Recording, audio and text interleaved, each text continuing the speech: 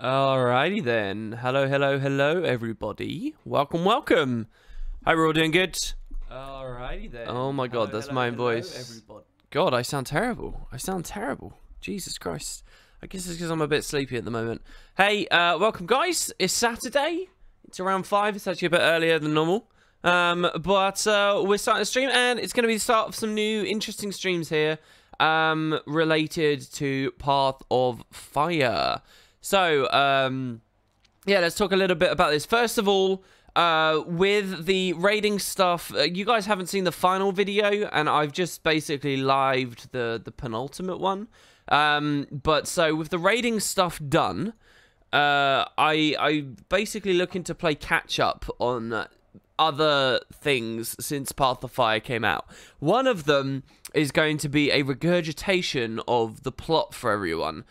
So I have already discussed the story, but I did it kind of in one big geek out video where I gave my initial first, like, excitable impressions.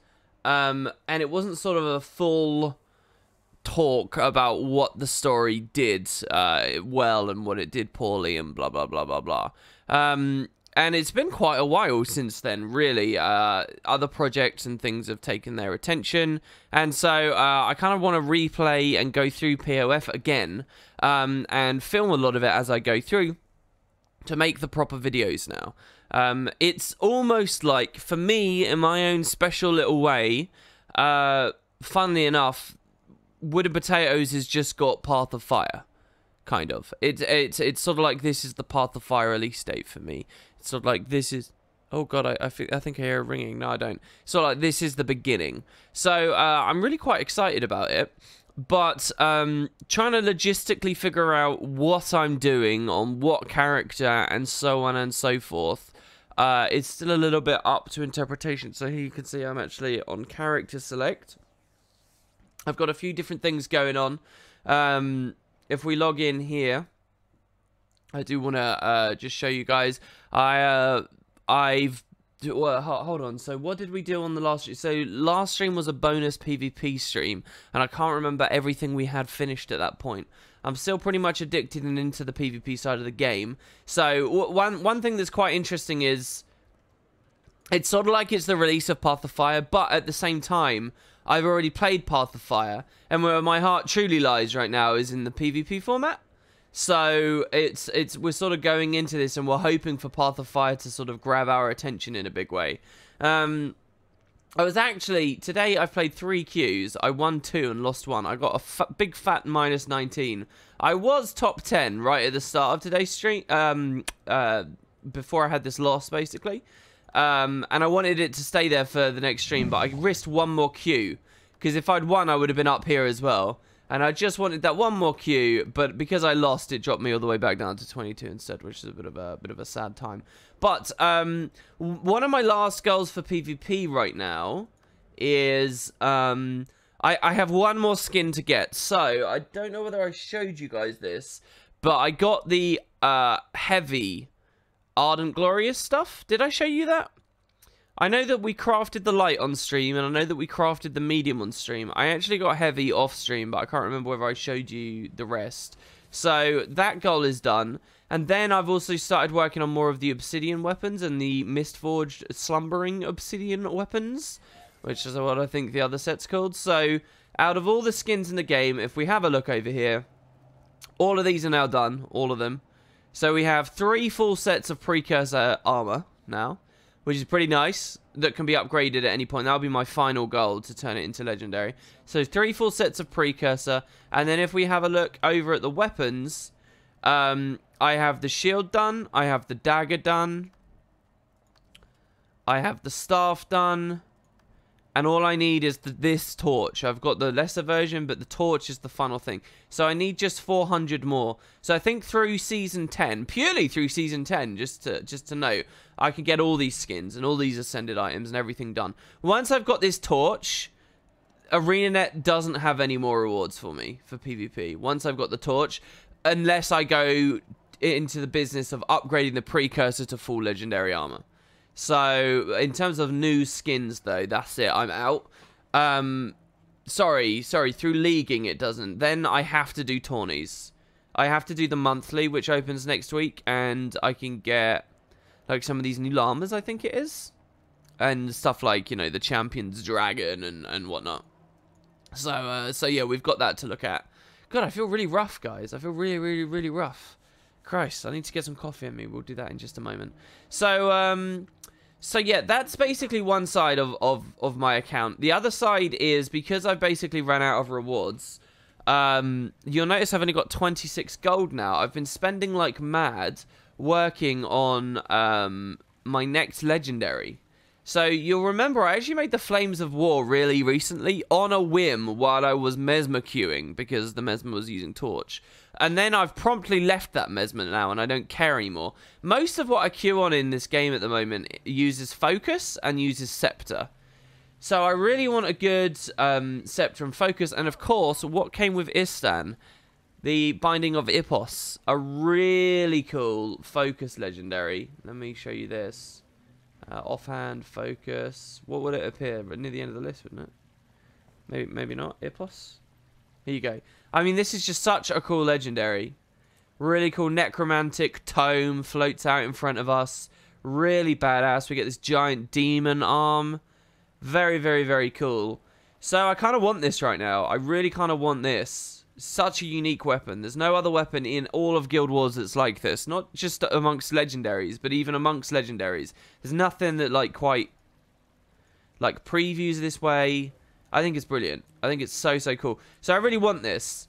So the other thing that could be amazing is, what if episode 2, which will probably get a trailer, what? On Tuesday? Episode 2 will probably add another legendary. The legendaries that they have left for Generation 2 right now are what? We've got Greatsword. There's no Gen 2 Greatsword yet. What am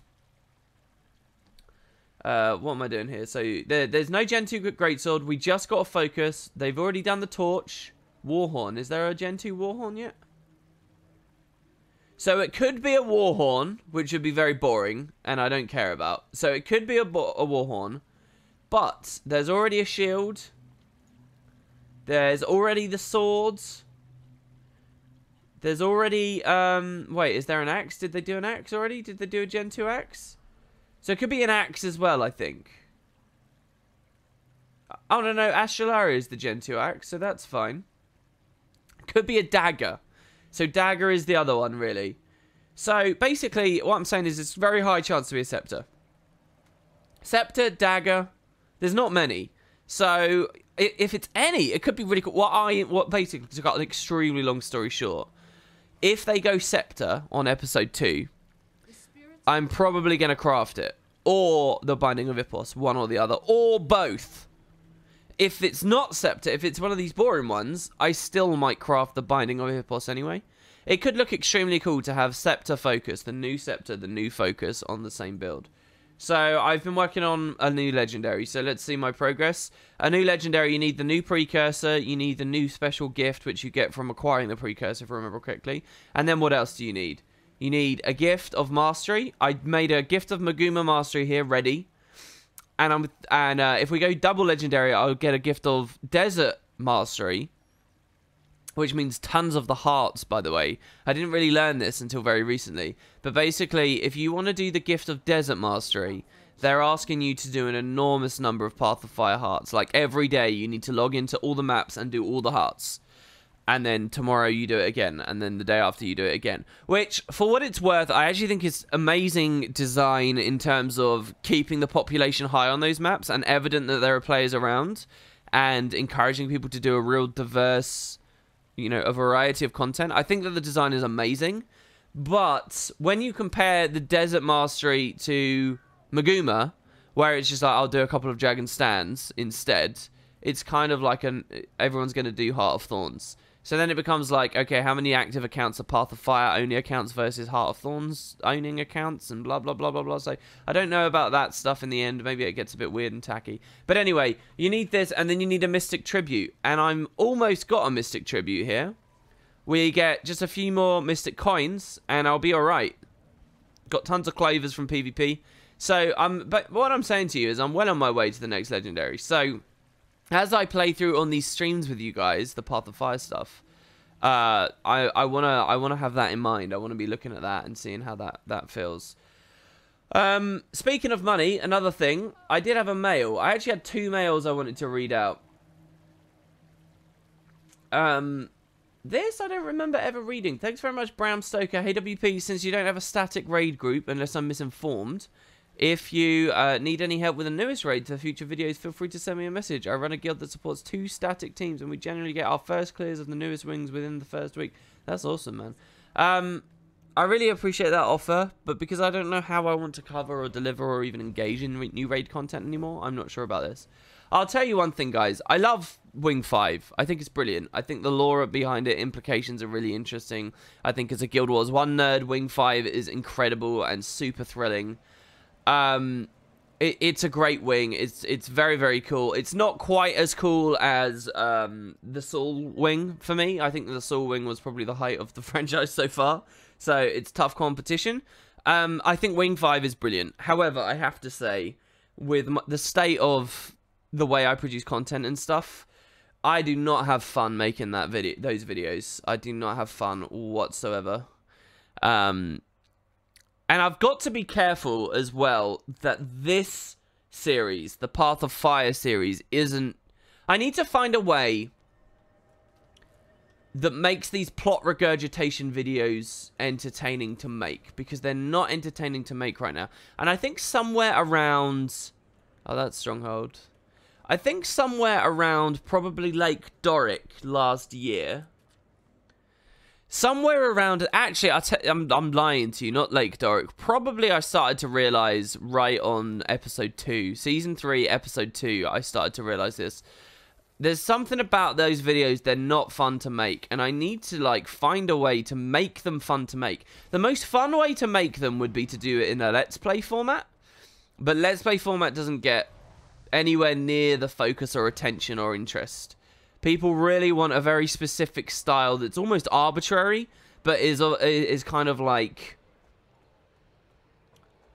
going back and sort of say, I don't know, it's kind of a certain style of scripted element to the videos. I mean, this is kind of a weird thing to discuss on stream, but I've got to find that middle ground, and that's something that I'm going to try and do on these streams as well. Because again, it's no reflection of the content. I desperately love the content and want to share it with you guys, and I think that the developers deserve people sharing it. That, you know, people like me who will get that extra bit of understanding and love out of it because we're long-term players, and can then impart that knowledge on everyone else so everybody gets to enjoy it. I think that stuff's super important. So I really want to share it, and I love sharing it, but the process of making it in the way that I have been is, like, it's kind of soul-crushing at the moment, so we'll have to see, but... which is one of the reasons, really, why you haven't even seen this final video yet with here at Doom at the Throne, which is why you sort of haven't seen that just yet. Anyway, I kind of rambled my way into a different topic here. Speaking of goals and things and money, check it out. I did have... This I already looked at. Okay, so here we go. So, first of all, raid help. Thanks very much, Bram Stoker. Now, listen, Snagmon, who you guys might recognize from the previous series, is a bit of a legend, a bit of a boss. Says here, a hi WP. Congrats on the legendary competition. Here, I don't know why we're getting congrats from him yesterday, but there it is. Here is some Ectos and Axe and back skins for the Spud Club. I've been trying to catch up on the streams, and I'm glad to see you enjoying PvP still. Too bad about that merciless Mesmer, eh? So close yet so far, winky face. I was myself inspired to enter PvP, and finally made it to first time platinum on an Inventions/Alchemy Hollowsmith. Inventions and Alchemy Hollow. What kind of a build is that? Interesting. Can't do too much PvP or the salt will kill me. Cheery face. And Smagmon, Condi converted boon. So, Snag, what a legend, man. It's great to see messages from you. You've contributed so much to the Spud Club as a guild. The Spud Club's actually still sitting on a huge amount of stuff. I just need to, like, interface with Discord a bit more and the GMs and figure out what we're doing a little bit more there. Same with the mods as well. You've seen so much, like, dead air in terms of mod activity on the streams, and it really comes down to me and my communication with them. But yeah, this is really, really cool, and I wanted to show off on stream what we've been given. So a Lucky Great Monkey Lantern, a Daydreamer's Axe, and 250 globs of ectoplasm. These will immediately go into Spud storage. And then also, this really kind of blew my mind. I never really get messages like this. Not for, like, a long time now. Avatar Armored.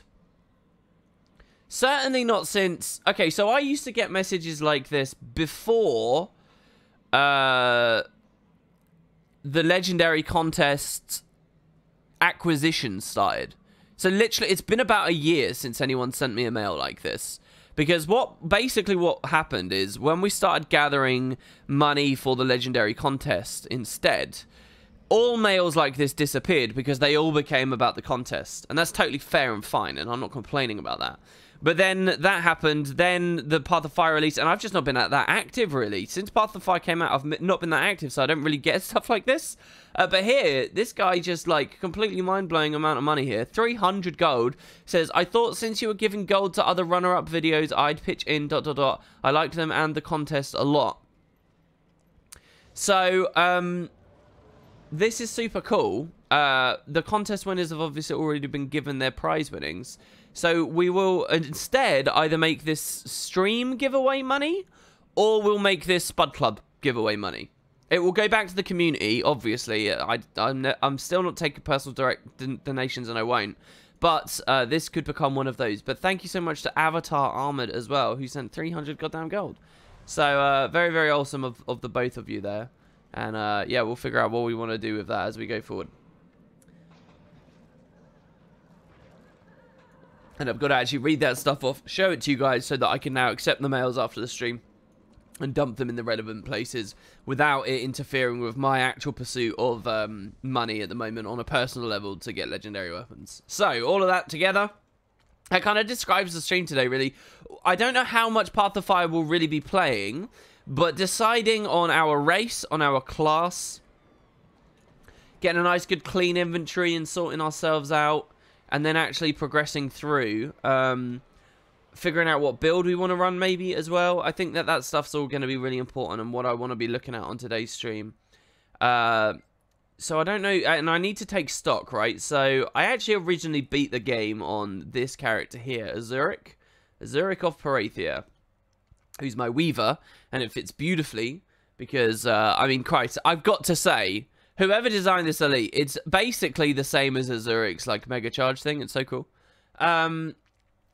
So, this is actually who I beat Path of Fire on.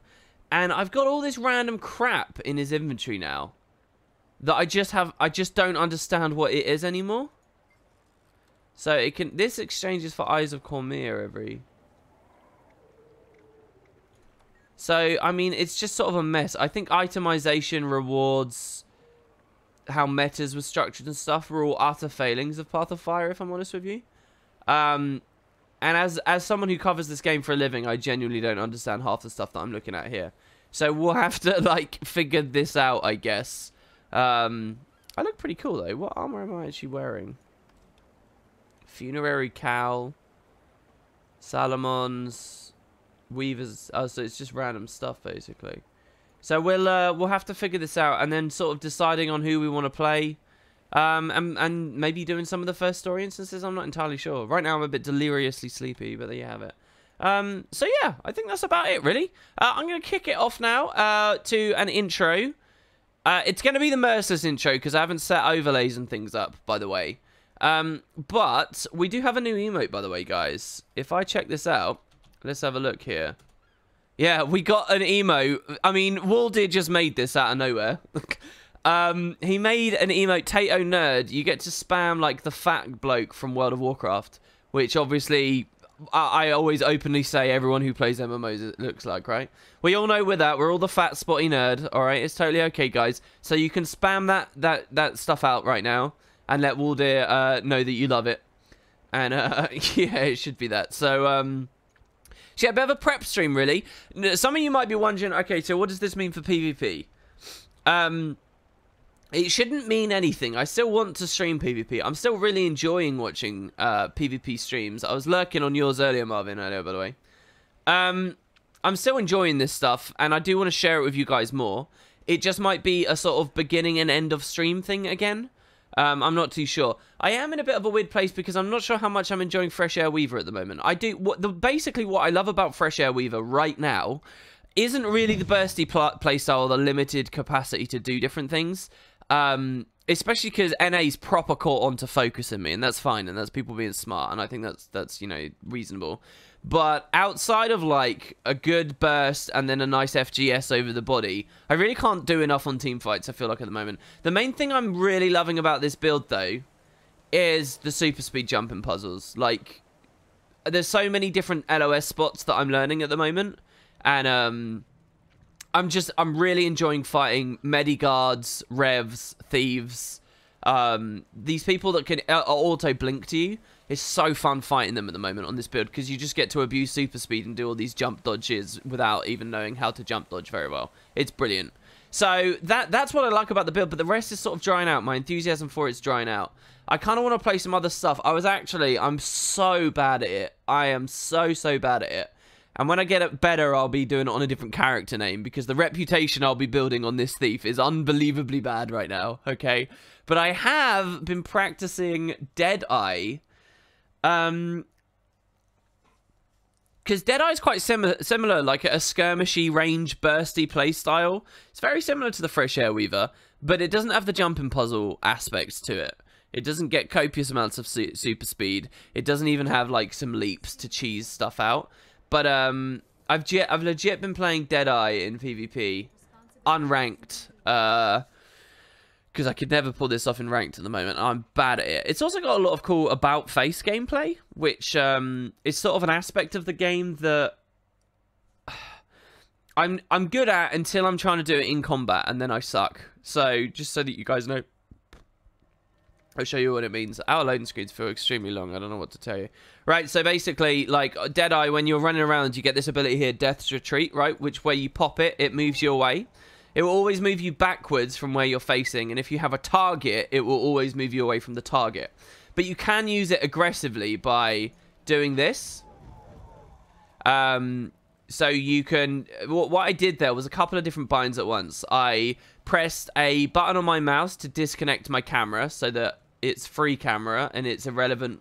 The camera can move around it regardless of my momentum. So I've desynced my camera, then I've pressed about face, and then I've pressed the button, and then to stop myself running back again, I've resynced the camera at the end as well.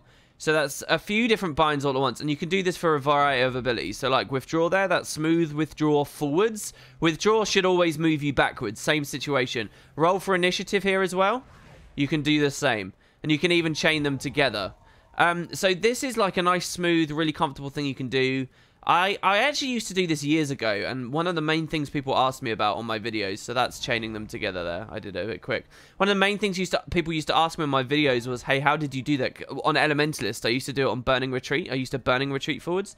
So on a rifle Deadeye, this little like camera desync thing's really important. And I'm okay at it, like this, out of combat. But as soon as I'm in combat, and if I want to use this to pursue someone, not only do you have to do all the binds I just described, but you also have to de-target too. So you have to de-target in the heat of battle, do it, re-target, and then go in. And it's fucking difficult, man. I'm not good at it. So that's like, by the way, this is a reason why I'm enjoying Deadeye. Because it's like another side of the game for me to learn a bit better. And I don't know, PvP is just fun if you feel like you're progressing. If you're sort of not got anything, you're still learning, I get really bored by it. But so like that's what's cool about this build, really.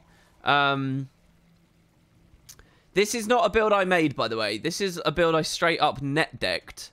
I think it was... I don't actually know like if they fully uniquely made it, but Valen was telling me he and Hitzer made it. So it's like an SD rifle thing. I really don't understand enough. Not SD, sorry.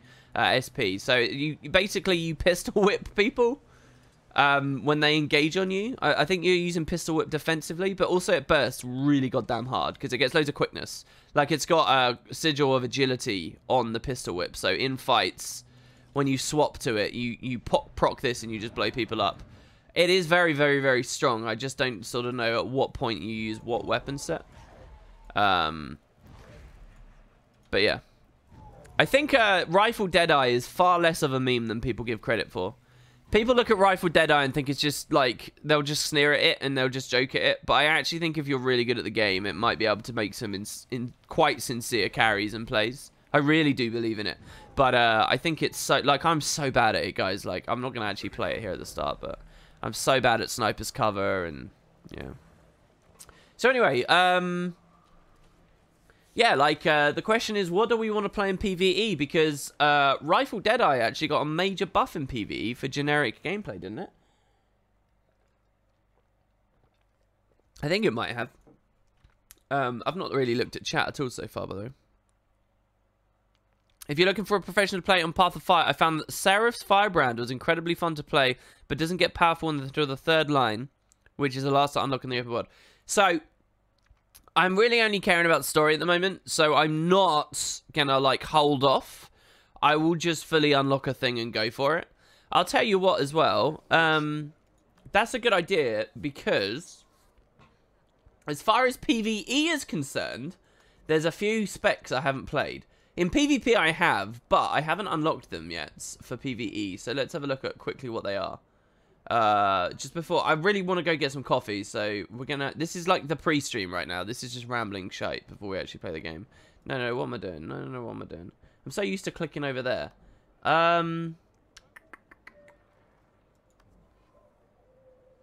Specializations.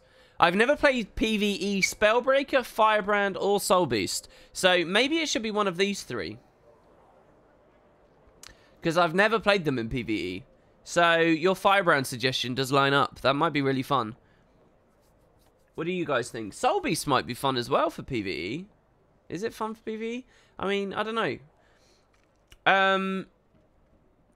I do have a full set of Ascended Precursor armor now that I could easily put 2 Seraphs. So, I could do that. I don't have trinkets. Trinkets would be kind of annoying. Is there a substitute trinket set I could run instead? What are my guardians though? Because I don't want to make a new tune necessarily. I kind of want to do. Well, I kind of do want to make a new tune. I kind of want to have like a good-looking black guy or girl that I play it on. Just so you get that extra sort of thing out of the footage. Thing is, it doesn't change our hero's voice, does it? To any of the new sort of the new black voices that are in the game. So I don't know. I just want this to be a good experience for the people on YouTube to eventually watch, because I will double up on the footage here. I'm going to stream and record at the same time. So, Spellbreaker for the lore. Spellbreaker. Benji says, I'm not an economy expert, but there's no doubt mounts helped with their good profits in the last quarter. I would say this has helped them put in additional resources into other areas like Mesmer overhauls and the... Do you think the balance team grew because of that, Benji? I don't think it would have had time to react to that, would it? With the triple release last patch, you reckon PvP might get some love next episode? Well, the devs did say that PvP, that one of their aims for PvP is another new armor set, I think. Depending on the way they implement that, they could infuse some people into it. I don't know. I think PvP is just a stone's throw away from Snowball and upwards. I really do. I'm probably more optimistic than anyone else you'll find on the scene about PvP at the moment. I mean, I really am. I think it just needs to bait people in with something like a new map with a meta on it, so you get all the PvE-ers and World vs. Worlders in again for like a few weeks. I really think it's that close. I think there's that. I think the build variety that's available at the moment. I think that the infrastructure is just a stone's throw away. It just depends what they do to galvanize that. And I think they're going for another new armor set. Didn't they say that? You'd like to see Deadeye in PvE? You'd like to see some point in climbing divisions? I think there's plenty of point in climbing divisions. Surely there's plenty of point in climbing divisions right now. I feel rewarded just from like seeing myself on the leaderboard, even though the population's tiny. Especially on NA. Yeah, it's in a decent spot, but a lot of the ex-good players have left, so it just needs some new... Yeah, I mean, and it can easily get it as well. Like, it's like the World of Warcraft thing. World of Warcraft has kind of shitty PvP, but it still gets lots of viewership and people around just because it's attached to another side of the game. So, when Episode 2 comes out, and all these people come back, fair weather people come back, if ArenaNet gives them a good reason to just feel slightly optimistic about that area of the game, they could come in. But you don't need... The ex-players who, you know, for perfectly valid reasons can quit and leave, right? but the scene doesn't actually need them. If anything, it should give you guys confidence. There's literally so much opportunity to build an automated tourney team at the moment and just start dicking people, especially on NA. There's so much opportunity, seriously. You could do it. You really could do it. I think that, if anything, the existence of, like, these old guard people that will just always crush you into the dirt might hold people back. That's not there at the moment. There's actually, seriously, total random PvEers with a bit of practice can make some actual good stuff happen. I think, anyway. And that's probably an optimistic thing. I don't know what I'm doing. I don't know why we're still talking. I've got to go make coffee, guys. I'm sure there's a lot of cool things going on in chat. What I'm going to do is I'm going to play you the Merciless intro. And I'll be back in just like 3-4 minutes. And then we'll go through chat. We'll see what everybody says. We'll have a bit of a chat. And then we'll settle on what build we want to play. It sounds like you guys want Spellbreaker more than anything. Which I'm okay with. I'm alright to play Spellbreaker. Didn't it just get buffed this patch as well? I don't quite remember the changes. But didn't... hasn't there been like 3 back-to-back patches that have sought to buff Axe gameplay and stuff? So it might be really meaty and fun. We could make a new tune. Because, listen, I don't... Oh, God, I keep getting distracted. But let me tell you something. The warriors on my account, I don't think look good at all. I've got Natalie. So that's the heavy, by the way. It's tarnished bronze dyes. That's the heavy precursor PvP stuff. I've got Natalie. And then I've got, like, some low-level guys. A random dude from a stream in the fringe. And then this dude here, which is literally Wooden Potatoes, the character name. And then I've got this guy, Merlin Featherstone, who's a Tengu. Oh, I made a Tengu character as well. All right, check it out, guys. All right. Wait. Don't look. Okay. All right, listen, guys. Look away from the stream for a second. Okay, hold on. So, you might have seen this. Some people have figured out a way. We're on this overlay, so you can't see just yet. Some people have realized that with the correct armor set and Fashion Wars 2 cents, you can make yourself look at like a bit of a bird, like a bit of a Tengu. Like literally, you can make a Char character that looks like a bird. It works really well on medium armor, and the way that it works is you get a specific like mask that covers your mouth, and you dye it to look like a beak. And with the right kind of Char face shape and hair and whatnot, you can make yourself look like a bird. So I've been trying to Reaper build in PvP as well, but I really don't rate the build very highly, and I'm bad at it, probably because that's why I rate it badly. But I decided to make a Tengu. I tried to do it on light armor. So you guys know I suck at Fashion Wars 2. Alright? So, I'm doing it on light armor. Here's my Tengu. I'm going to tag down. Ready? 3, 2, it's a white Tengu. Yeah? 3, 2, 1... Boom, baby. What do we think? What do we think? So here's my beak. Here's my little brown legs. And look at all my feathers, yeah? Look at the feathers here. And look at the feathery great swords. And look at my feathery wings. Yeah? Yeah? It's a Tengu, baby. Tengu. Yeah? And look at my name. Saw on a claw. That's the leader of the Tengu from Guild Wars 1, people. There you go. Beauty. Beauty. You can ignore this well. I only ran it in one game. To each their own. I actually do like the weapons and things, though. I mean, especially this. Look, we got the blue tint in on it. Look, you can't touch my PvE roleplay RP ability. It's a Tengu. Alright, but for realsies though, it looks crap on light. I know it looks like crap. My girlfriend said I looked like a pillow exploded, and I think she's probably right. Especially this bit up here. So, what we'll do instead is, maybe we could do a Spellbreaker Tengu, Merlin Featherstone, yeah? And we could do it that way. We'll do the heavy armor version of it, whatever it looks like. I don't know. It's pretty bad. It's pretty bad. Alright, okay, so seriously, I'll be right back, guys. It's the Merciless intro. Just chill out, go make coffee, and yeah, let's get those coffee emotes down and the new nerd emotes. So thanks again to Waldeer. I hope you guys like it. Let's spam those out. We all know how we feel on the inside. And that's it, baby. See you guys in a sec.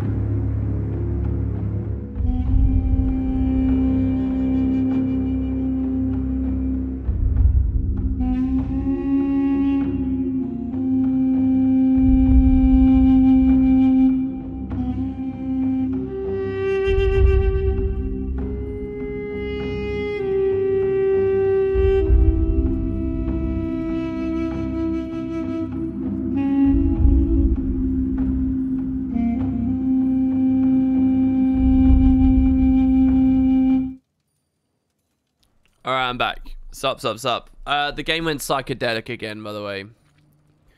Looks a bit nuts, really, doesn't it? I don't know why it keeps doing this. I actually don't know what it is. It's not Guild Wars 2 Hook. I'm pretty sure it's not Guild Wars 2 Hook. It's just something about it. I mean, if we want to feel like we're on acid while we're playing, then every now and then, I mean, that's fine. I mean, so many different elements and different parts of the game can bug with this. It's so ridiculous. Oh my god, my light's flashing as well. Hold on. There we go. That's much better. All right. So yeah, let me actually look through chat and see what's going on here. This is what Merlin currently looks like. I'm thinking we delete Merlin and we make a black human. And I don't know what gender. Maybe. I mean, who sounds blacker? What do you guys think? Who can get away with it a little bit more, the male or the female? Because the male guy sounds like the whitest Disney dude I've ever heard. The female is probably not too much better, right? I mean, what is a black voice necessarily when it comes to Tyria? I don't know. We'll see though. Let's see, right? So we do have a birthday gift. I kind of don't want to delete this character though because it keeps racking up birthdays. So I'm definitely not going to keep a hold of that. But these birthday boosters I do actually care about. And we start getting dyes and things later, don't we? So I don't know whether I really want to delete them, but the name was always going to be repurposed later anyway, so maybe it's not a big deal. Let's deposit this. But yeah, my bank's a lot cleaner as well right now. So this is extra Calcutite. That's just for the legendary. I've properly cleaned stuff out, so just random rings here, which should be getting salvaged down at some point. Spare weapons. This is just all weapons left over from various content and ideas and things that I've not touched. You'll notice like the obsidian shield and stuff. Oh, if we did do Spellbreaker, we could actually run the dagger and the shield to get. Well, there'd be no reason to run the shield in PvE, would there? But we could do that. We could run those new skins. I don't know. Hey, Anve. Oh, Anve, I think I saw I have a message waiting from you on Discord, don't I? I have seen that, Anve. I have seen that. Yeah, sorry, guys. I'm being really shit streamer as far as chat's concerned. Let's actually look at chat for a bit. So, Jade, Annabelle... Actually, let me scroll all the way up. Blah, blah, blah, blah, blah, blah. Oh, loads of it's messed up, I think. Power, Spellbreaker's really good now. I think Spellbreaker's what we're going to have to go for. RCB says Spellbreaker's really fun. Guy Bry says 90% of them started in the last few months. 90% of what? Sorry? What's this? Power Warrior in general is really good. So what weapons do you guys think? Axe? I want to run Axe. I always want to run Axe, but I feel like it's... I don't know. How many character slots do I have? Quite a few, actually. Quite a few. I've been tempted to get some more as well. Because I always like to have just one spare. I don't want to permanently use one. The raid video's up. Did I literally just put that up while distracting us with talk about your characters? No, it went up before the stream. It went up before the stream. Bad Brad Babbitt says, stumbled on your Twitch channel, stayed and didn't follow, then stumbled on your YouTube videos and realised who you were. Nice one, man. I've now followed. Thanks, man. That's really sweet of you. It's good to see you. Benji says, I do like the personal reward of climbing divisions, but I thought maybe we could have an additional reward depending on where we finished. I'm not sure what that would be. I see what you mean, like an end of season like rewards beyond the title. For what? Like division plus league? I don't know. They give you extra pips. Like the point is, here's the thing though, right? Like what they don't want is you hitting a certain threshold and then quitting until the end of the season and only playing to counter decay. A lot of people do that. When you see a lot of these people that stick heavily up here will do that. It's like, especially like Valen got top 1 yesterday, like, and he was like, why would I queue anymore? And I can kind of understand that for the very top, but that's okay. That's just a couple of people. What they don't want is everybody doing that. So what they try and do is give you additional reward incentive, so you get extra pips from being in higher divisions rather than a flat reward at the end. Because what that means is when I get to platinum, I want to keep queuing because it means I'm getting my pips quicker, which means I'm getting my Byzantium chests quicker, which means I'm getting ascended gear quicker and gold quicker and blah, blah, blah, and transmutation charges. So I think that's the actual plan. I think that's the idea, and that is smarter than just a flat reward at the end. And so you sort of run into these weird conundrums where it's like, if you go down the rabbit hole of, okay, let's give them a flat reward at the end, then how good does that have to be? And if that's the main motivation for people playing, again, you encourage this weird activity of people stop PvPing when they get good at PvPing. And that's not what you want. You want your rewards to continuously give them more for being good. Continuously, do you get what I mean? That's sort of my view on it anyway. But I get what you mean. I just think the personal satisfaction's enough. Once I have all the titles and shit, I don't know whether it still will be. And I don't know whether on the builds I currently play I'll ever hit Legendary. I mean, no one NA still is, and the season's been on for quite a while, but yeah. Okay, so now I'm just at the bit of chat where everybody's laughing at me. Thanks very much. How drunk was I? I wasn't even drunk. I was actually trying, but thanks, guys. I was actually trying with that. Okay, everybody being mean. What if you used a masquerade mask instead? Oh, they just don't... Oh, I see what you mean, because that's got, like, the long nose, doesn't it? I checked every single mask. That was the closest I could get to a beak. The spirits of the wild. That was the closest I can get. Alright, let's see here.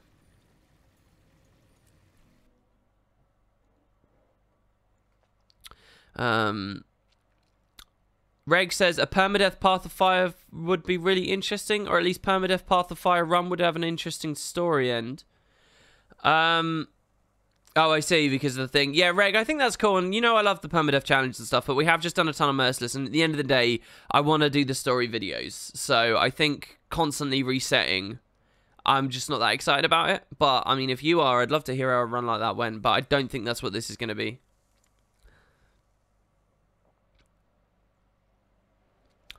There are players in PvP who die to NPCs? What do you mean there are players in PvP now? That's not a bad thing, Kabads. New people coming in is a good thing. I don't understand what your problem is. Looks like my graphics card is dying. I mean, it only does that every now and then. When we hit loading screen, it will fix it, so that's fine.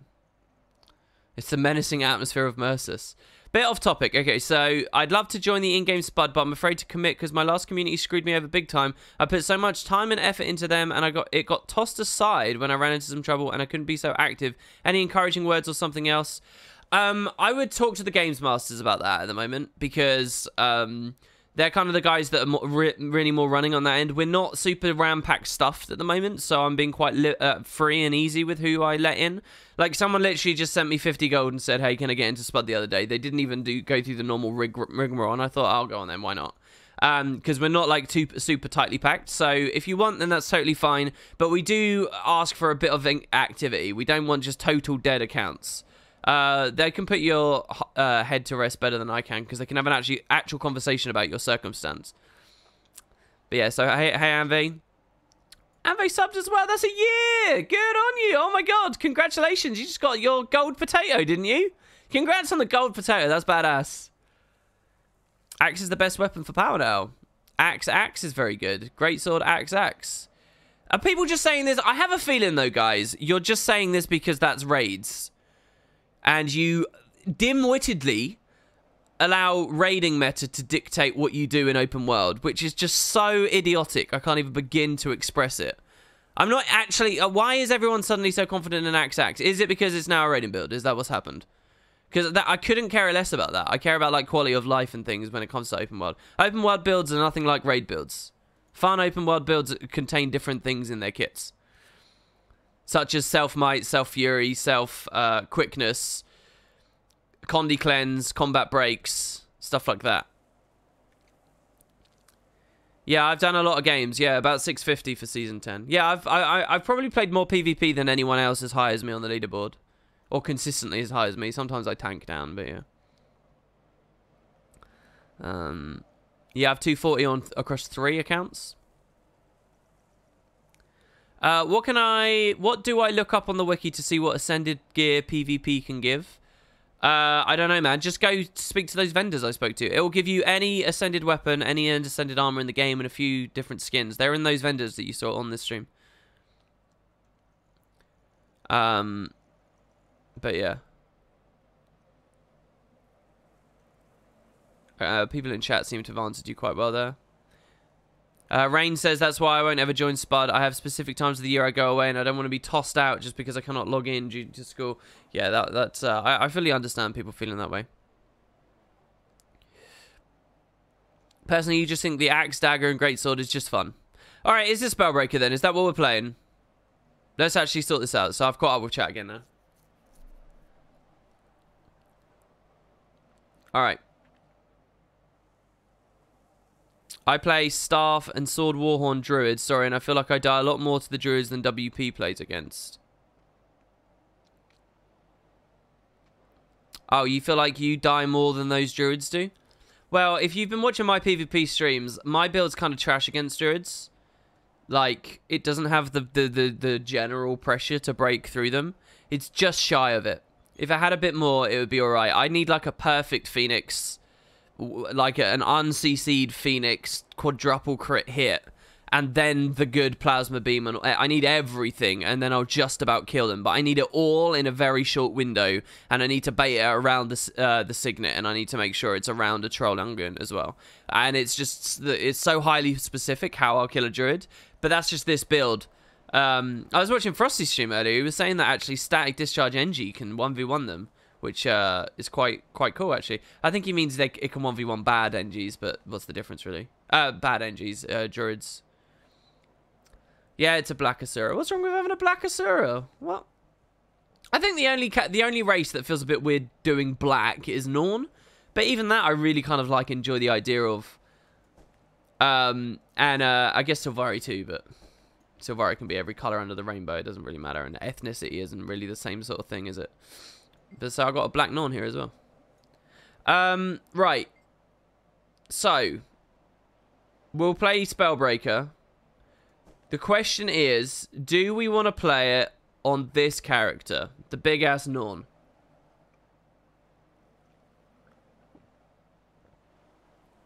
And do you know what?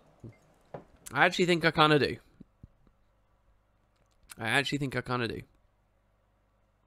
Come on, WP. If you want to use Zodiac armor on your Ellie, change its bark color to blue.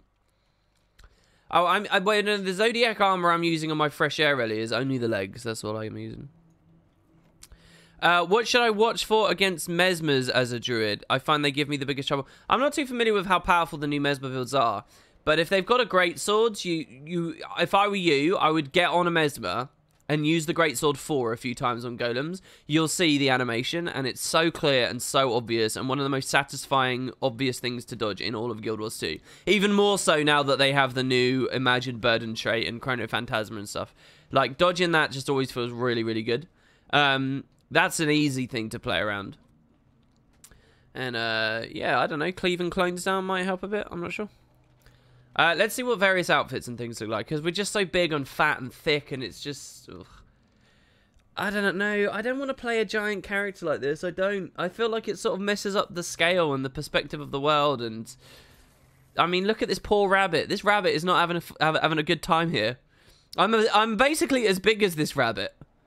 And it's got to carry my fat ass around. It's not good. I mean, it's going to look a lot worse than, like, look at this.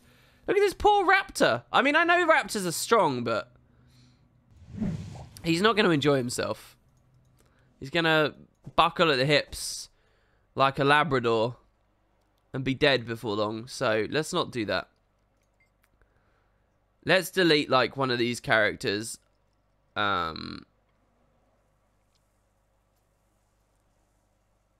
So where's Saw? So Merlin Featherstone, should we delete? But he's 2 years old, man. He's 2 years old. I don't want to delete Merlin.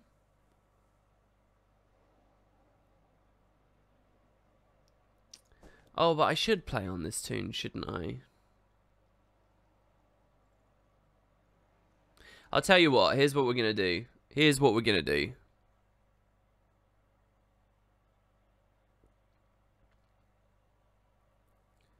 Make a human worshipping Balthazar or Cormyr. I mean, he's a Norn, but I think that's fine. Here's what we're going to do, guys. I've never done this, ever. It's been years since I made this character, sorry, and I've never done this. The spirits of the wild. This is actually kind of a sad moment here. We're going to take one of these total makeover kits, of which I have 13. Because they just are of no use to me, ever. And, so this is Natalie. You can see she's got the nice long blonde hair. She's got the angry face. She's got the body paint tattoos. And we're actually we're gonna calm her down a bit. We're gonna change her. We're gonna change Natalie. I will keep her. And by the way, she is actually called Natalie. There's no umlaut in that. This is Natalie. I snagged this name super early. So what we're gonna do is, shall we make her an actual lady? No, I don't want to make her an actual lady. But we will drop the physique to like the slenderest thing we can, and we'll make her small. The spirits of the wild welcome you. There you go. That's very. Oh, he looks a bit. No, let's do it this way. I do. Let's make him really slender and really small. That's all I really care about. We'll keep everything else the same. We'll just make her small. The novelty of having such a giant character anyway is worn off for me. So there we go. There we go. My god, there's such a massive difference between min-sized Norn and max-sized Norn. Jesus.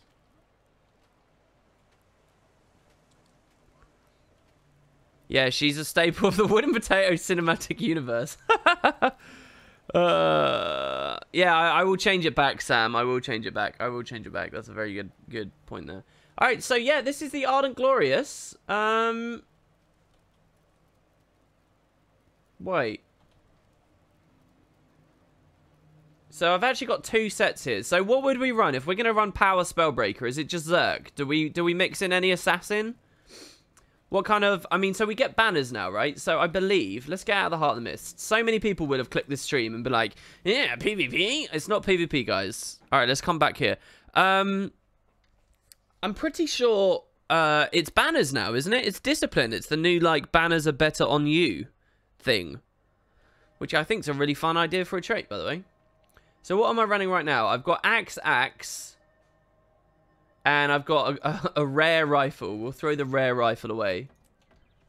And we got a huge-ass backpack here. We've got a full set of Zerk trinkets just sort of sitting around, which I think's okay. It's getting so hard to follow WP now after all the PvP characters joined. What, the WPCU?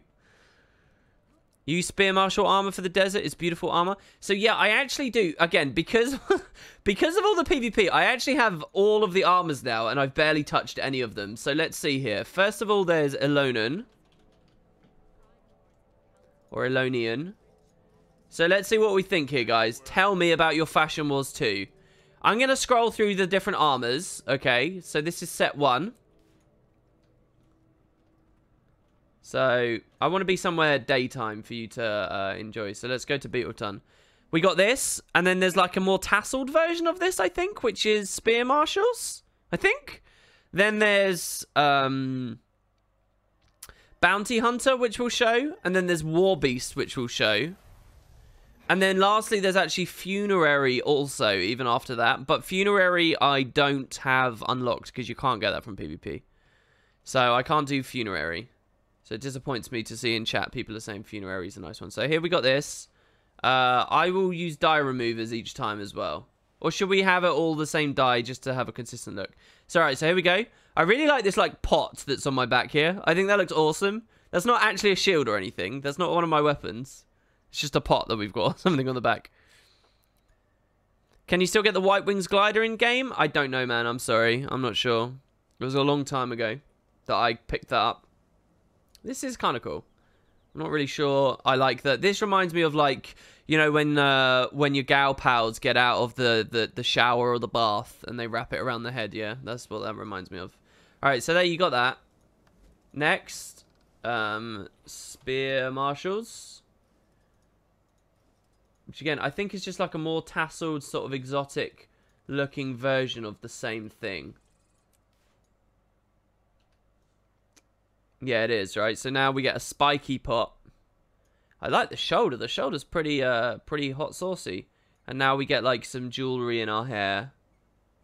And we get, like, a big gauntlet. It's very asymmetrical. I actually kind of like this. Very asymmetrical. Look at that. I actually really like this. I like the pattern. This reminds me of, like, Moroccan rug salesman. Yeah, 966 transmutation charges. Well, I don't play Fashion Wars, and I PvP a lot. So that's it, really. That's all this comes down to. So we got that. Then there is Bounty Hunter armor.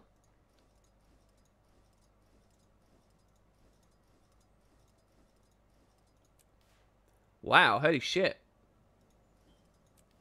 Wow. Oh my god, that's so edgelordy. What? I didn't know how good this looks on heavy. What is this? This is actually, like, getting me a bit erect. I kind of like that. Wow. I didn't know the Bounty Hunter looked that good. We look positively smoking. You know, there's 5 sets as well, right? And 5 maps. So I could just wear a different armor set each map. Do dye remover. People are telling me to remove the dyes. Alright, we'll remove the dyes. Will it look better or worse?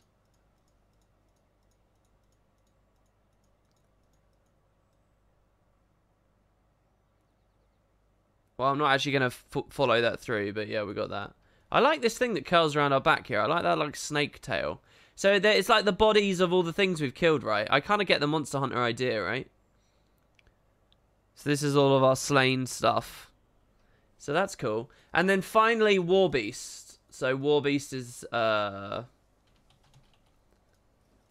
again, I just got all of this for freezies in the PvPzies. And now we got War Beast, which is like super heavy chains. Also looks really good. Quite top heavy.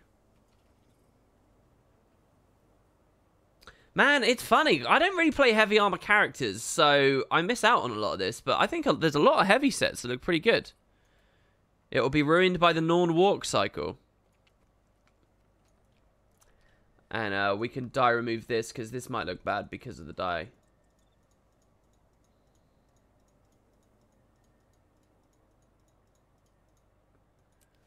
So this is actually what War Beast looks like, sorry. So there you go. And you can see it's very Balthazar influenced. You get kind of these glowing sort of almost looking things here. And then we get to combo this with any of the new backpacks, right? So there's a few Path of Fire backpacks that they added. I think they should all appear at the bottom of the list. So there's the Sand Jackal, there's the Owl, there's Mad Memories, Banners of the Sunspit Order.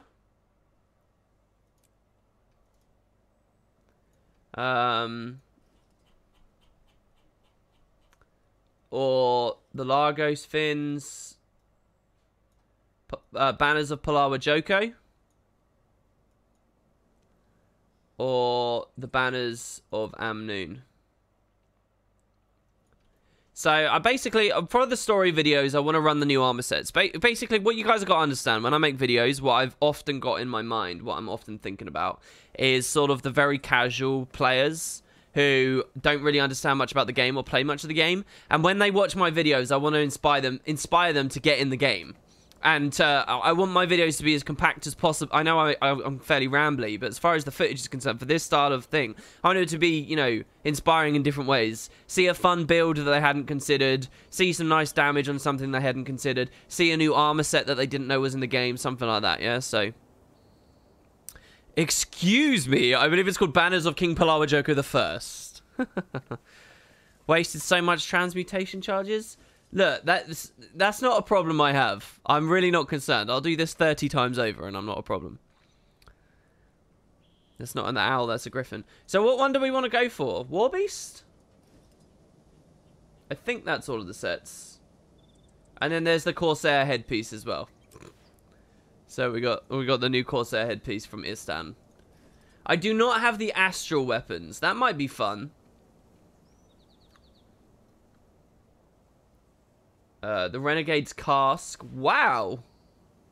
Oh, that's a good point, actually. What's the Spellbreaker arm? Oh, I won't have it yet, will I? I don't have it yet. I don't know what the Spellbreaker armor is. Jesus, I bet that looks ridiculous with War Beast, with Bounty Hunter stuff, that head. How does Funerary Heavy look? I don't know, because I don't have Funerary. It's the one set I don't have, because it requires me to actually play the new maps. And like I said, I've barely touched Path of Fire. That's the thing. I've barely touched it. This is the start of actually playing the expansion. I mean, I played a ton of it. I did play a ton of it. When it first came out, for like the first month and a half, I did play a ton of it. But I feel like that's a distant memory already, which is really weird. The stellar weapons are gorgeous. I have the mace with Astralaria on your Renegade. See, I can actually craft some as well because, again, I've been doing the Istan box. So I have, like, 3,000 Krautkatite ore. I just don't know how to utilize it. Spellbreaker's shoulders are amazing, are they? This is kind of a weird experience for me playing Fashion Wars 2. Here, I'll show you the funerary, because I've never really looked at it either, so I'm quite curious. Funerary, here you go, so... Oh, is this like super ancient mummy style, like... Yeah, I don't know, guys, what if we just do each chapter, like it's 5 maps, 5 story steps. Why don't I just change the warrior's gear each time? So we'll start with the Alolan. Then we'll go to the Spear Marshal for the second map. Then we'll go to Bounty Hunter for the third map. Then we'll go to War Beast for the fourth. And Funerary for the fifth. So we would end the game in this. This is like a trench coat. We can change the weapons each time as well. Prepare your wallet to the rose quartz. You'll need a lot. Like, really a lot. Really. Responsibility isn't easy. This stuff? Is that enough? A stack of it? I don't know why I have a stack of it. I don't know where I got a stack from. Oh, I must have bought a stack at some point. It's not that pricey.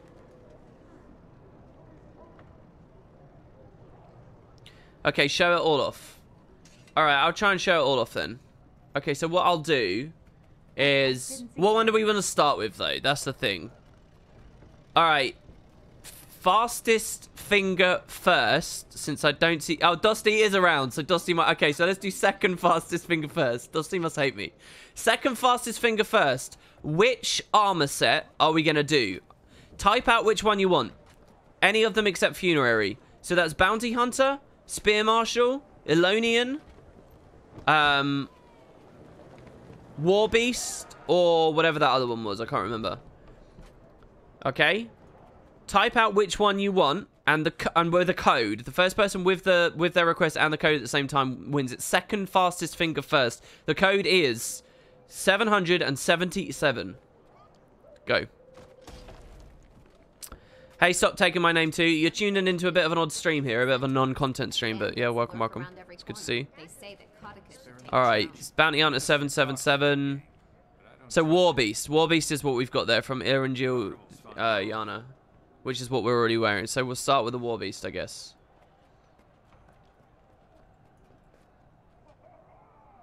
Looks like people really like the War Beast. They really like the Bounty Hunter.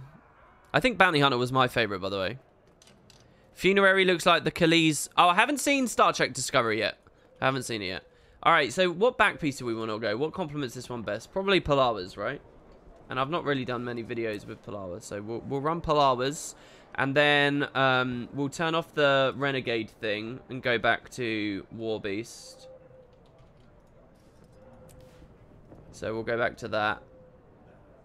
And then okay, so now let's unlock our specs. So what have we got? We only have 3 unspent points.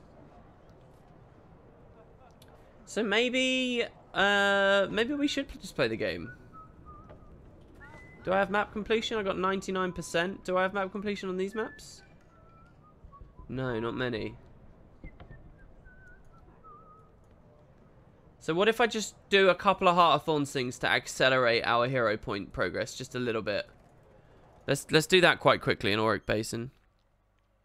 I dropped from 61% to 42%, and you deny me this. You have a 42% win rate, Dusty. That's pretty low, man. Isn't that pretty low? Buy from World versus World for quickest hero points. Yeah, but I don't have many of the testimonies of heroics because I don't really play much of it, so sort of don't have that luxury. Let's replace the dyes that we see as well with more sort of intense versions. Finding the right color though.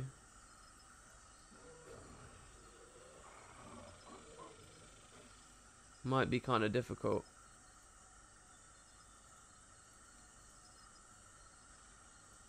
Glossy black.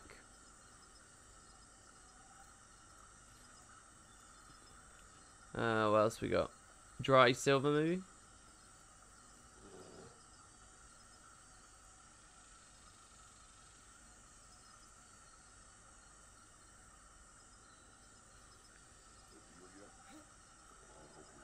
It would help so much if I was any good at Fashion Wars 2. It's quite interesting how much this is actually dyeable, you know. Like, they did really give you a lot on the dye channels. I think that looks pretty good. Can we join for map completion? Yeah, if you guys want, I'll throw a squad up if you want.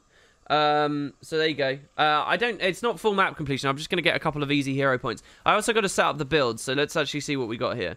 I'm not gonna net deck a build here because it's PvE. So let's just talk about what we've got as an idea. Discipline for fast hands, fun stuff in open world. Axe Mastery, gain ferocity while wielding an axe in either of your hands. Axe skills gain reduced recharge and grant adrenaline when you critically strike with one. So I'm thinking Axe Dagger, because people are going to want to see the dagger stuff. And I've seen so much dagger main hand gameplay lately that I sort of don't care about the rest. We'll get that. We'll deal with weapons in a second. But I'm thinking maybe Axe Dagger, so we get the Axe Mastery bonus and the dagger, you know, mini 100 blades thing. That might be fun. God, this used to be so fun in the old stuff. Remove a Condi on weapon swap, don't care. Banners also grant regeneration. Unique banner buffs applied to you are stronger. So if we run that and then we take discipline.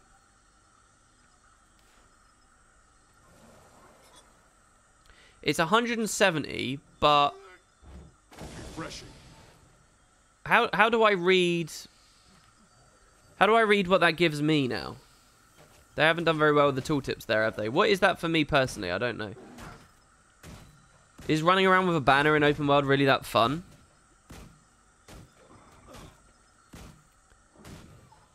You can buy the Heart of Thorns ones with the old currency, says Rain. Oh, you've got a good point, dude. You've got a good point. Yeah, maybe this is a silly idea. I don't know. We'll see. Run faster with melee weapons. 7% more damage with melee weapons. Oh, when I have swiftness. That's fine. It's not a problem. Let me turn down. Sorry here. Let me turn that down. We can actually listen to the music as well now. And just mute that. Strength. Do you juggle peak performance?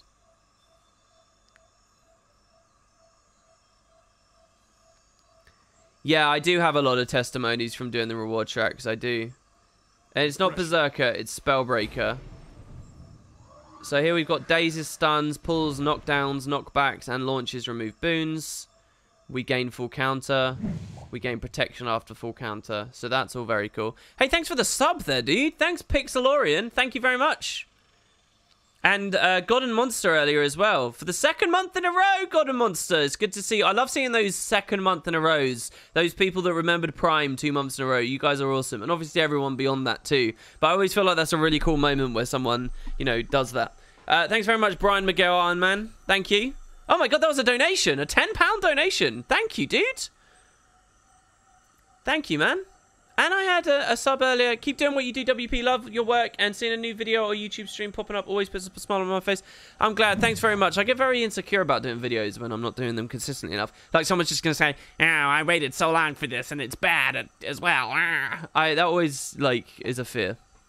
Thanks, man. I went through Path of Fire a second time on a fresh warrior and did the same thing, upgrading his armor to match maps as I went. Benji, you and I think alike, man.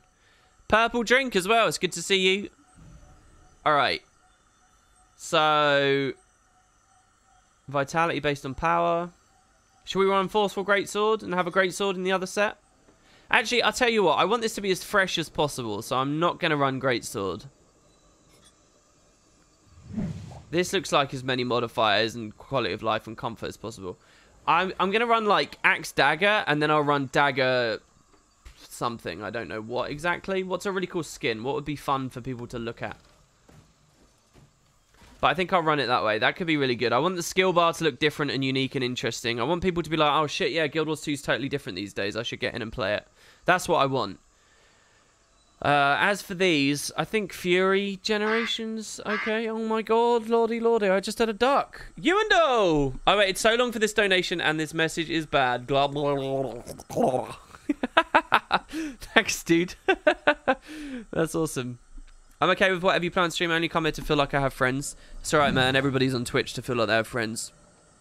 Well, guess what? I'm not your friend. There's actually a name for this kind of, like, relationship where it's like a very one-sided feeling thing. I can't remember what they call it, though. Ice Pure 471. It's good to see you. Everybody's been so nice. Seven Hawk. Alright, what are we looking at here? It's one axe. Should we go... What if we go...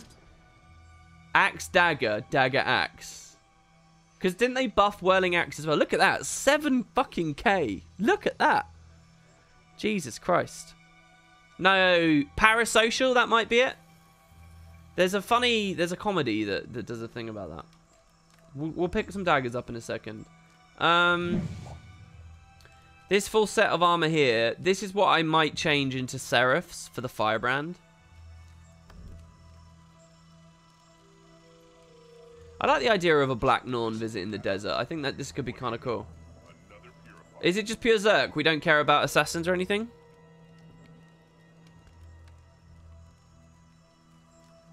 No. It's more like parasocial than anything else. It's something like that. Alright, let's just quickly go down and grab this, because this is where we came to. So we'll see a little bit of our trashy gameplay here. I need to get some sigils as well and some runes. I don't care about anything else. What would some fun runes be too as well? Again, I just want it to visually look interesting. I wonder if I should run the Holosmith runes. That would probably look cool for people to watch. Probably prompt some questions in the comments section. People asking like, hey, how did you do this?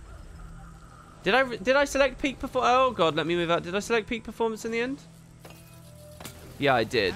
Oh, you bastard. I did pick peak performance. I'm in trouble. I wonder about actually first attack, Brave Stride. I might run Brave Stride for PvE. That might be fun. Full damage reduction. So, throw bowlers are physicals. Alright, fine. My strength increases. So if I full counter as he rolls into me... Okay, I did that way too early. He had his brake bar broken, so we got screwed there. Come on, I was dodging that one. Alright, he's going to roll again. Or a shockwave. There. Full counter, baby. Oh, it worked. It actually goddamn worked. I need to pull away, though. Okay, if he rolls towards us again... Hey, that feels pretty good. Can we trade the cooldown down? For great justice. Break his brake button. Oh, we had to dodge that one. Is he going to roll towards us again? That felt pretty good, didn't it, guys? I think it did. Plat 2 level gameplay. I've played so little of this. I've played so little. So absorb the next attack. It's not just the one attack though. It makes us like invulnerable for a while, doesn't it? I mean, yeah, we get evasion from it for half a second. Foes struck are interrupted. Oh, he respawned again straight away. You'd say kick and balls charge are good in the path of fire maps with all the different enemies having their own skills to use. Kick's on ammo now as well, isn't it? 3 ammo. Balls charge. We get Fury from... it's the 2 that gives us Fury. I thought it was the 4 that gave us Fury. Alright, we can run that. That's alright. I don't mind that. And then for heal...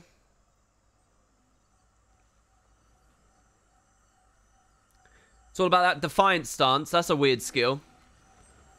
How much damage does Rampage do at the moment then with the peak performance?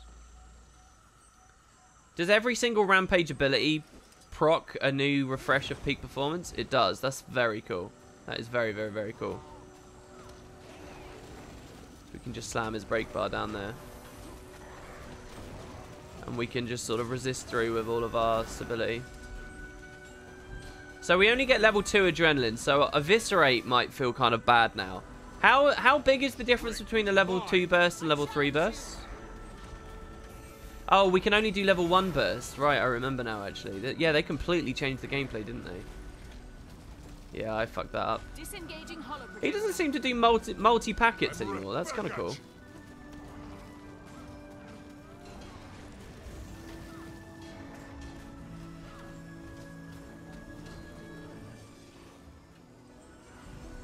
Interesting. All right. Okay, so that's one. Let's go kill the chat guy now as well, I suppose. Oh, we can use some mount skins and stuff too. We can use some mount skins as well.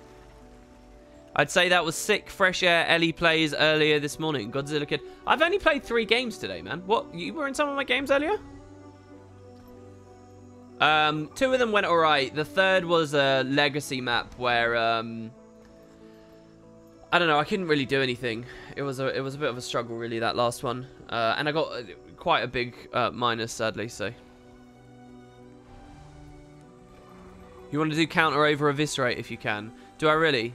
Oh, have you been playing a lot of this, Emote? I'm always impressed with your knowledge bombs, dude.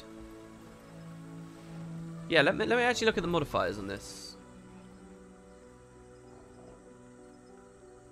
So, oh, both of them proc my Berserker's power, so that's cool. This does have lower damage on it, but obviously is more defensive. Is the counter higher cool? No, they're the same cooldown. So why am I prioritizing this? I'm guessing you mean as a purely offensive play. Where's the Chak? It's like in a... Which hero point is this? I don't really remember. Also, with the new mounts, there must be like so many ways you can just sort of bypass and move around here.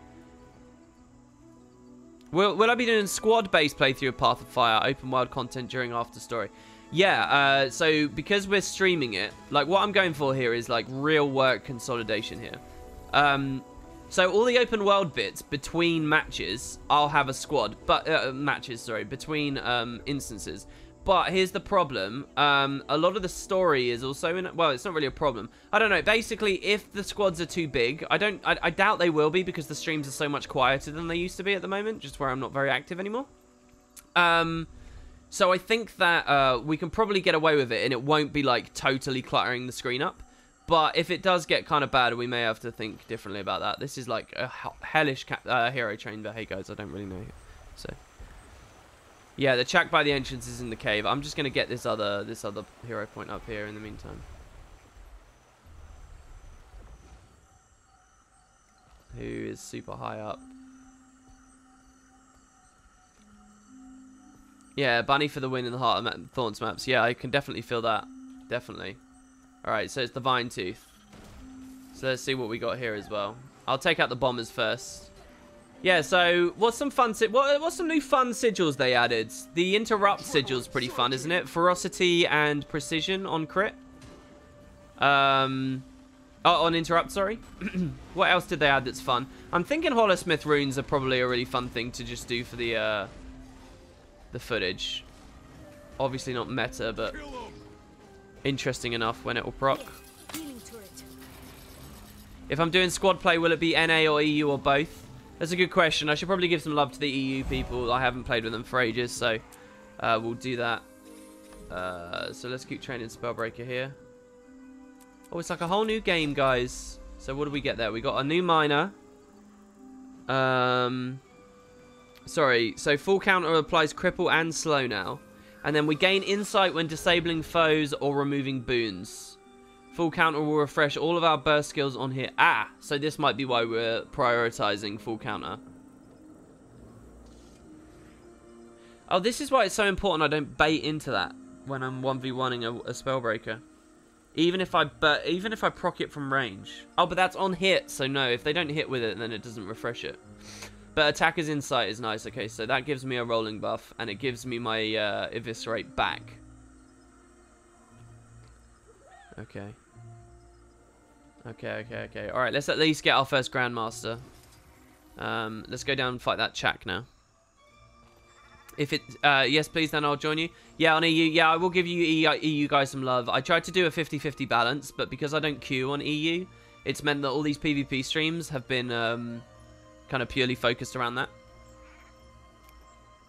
I wasn't in your game. The Bick guy you had in all 3 games was streaming, so you saw all 3 live. Yeah, I think I had Bick on the 2 wins, and then he won on the one where he was against me.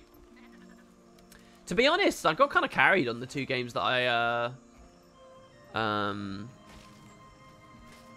won there as well. He sent me a nice message after one of them. He said, "Hey, by the way, are you winning potatoes?" I said, "Yeah, don't judge me too hard." And he said, no, I thought you played well." I was like, okay. This is mostly a PvP game, right? I don't know. It's funny to see how people answer that question. It is funny to see how people answer that question.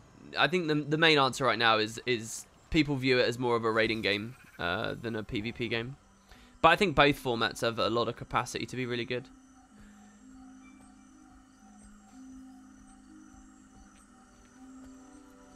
The thing I would say is, as good as Guild Wars 2's raiding scene is, its raiding scene is not different enough from what other MMOs offer, while its PvP scene is really good and is different from what other MMOs, or not just other MMOs, but video games in general offer.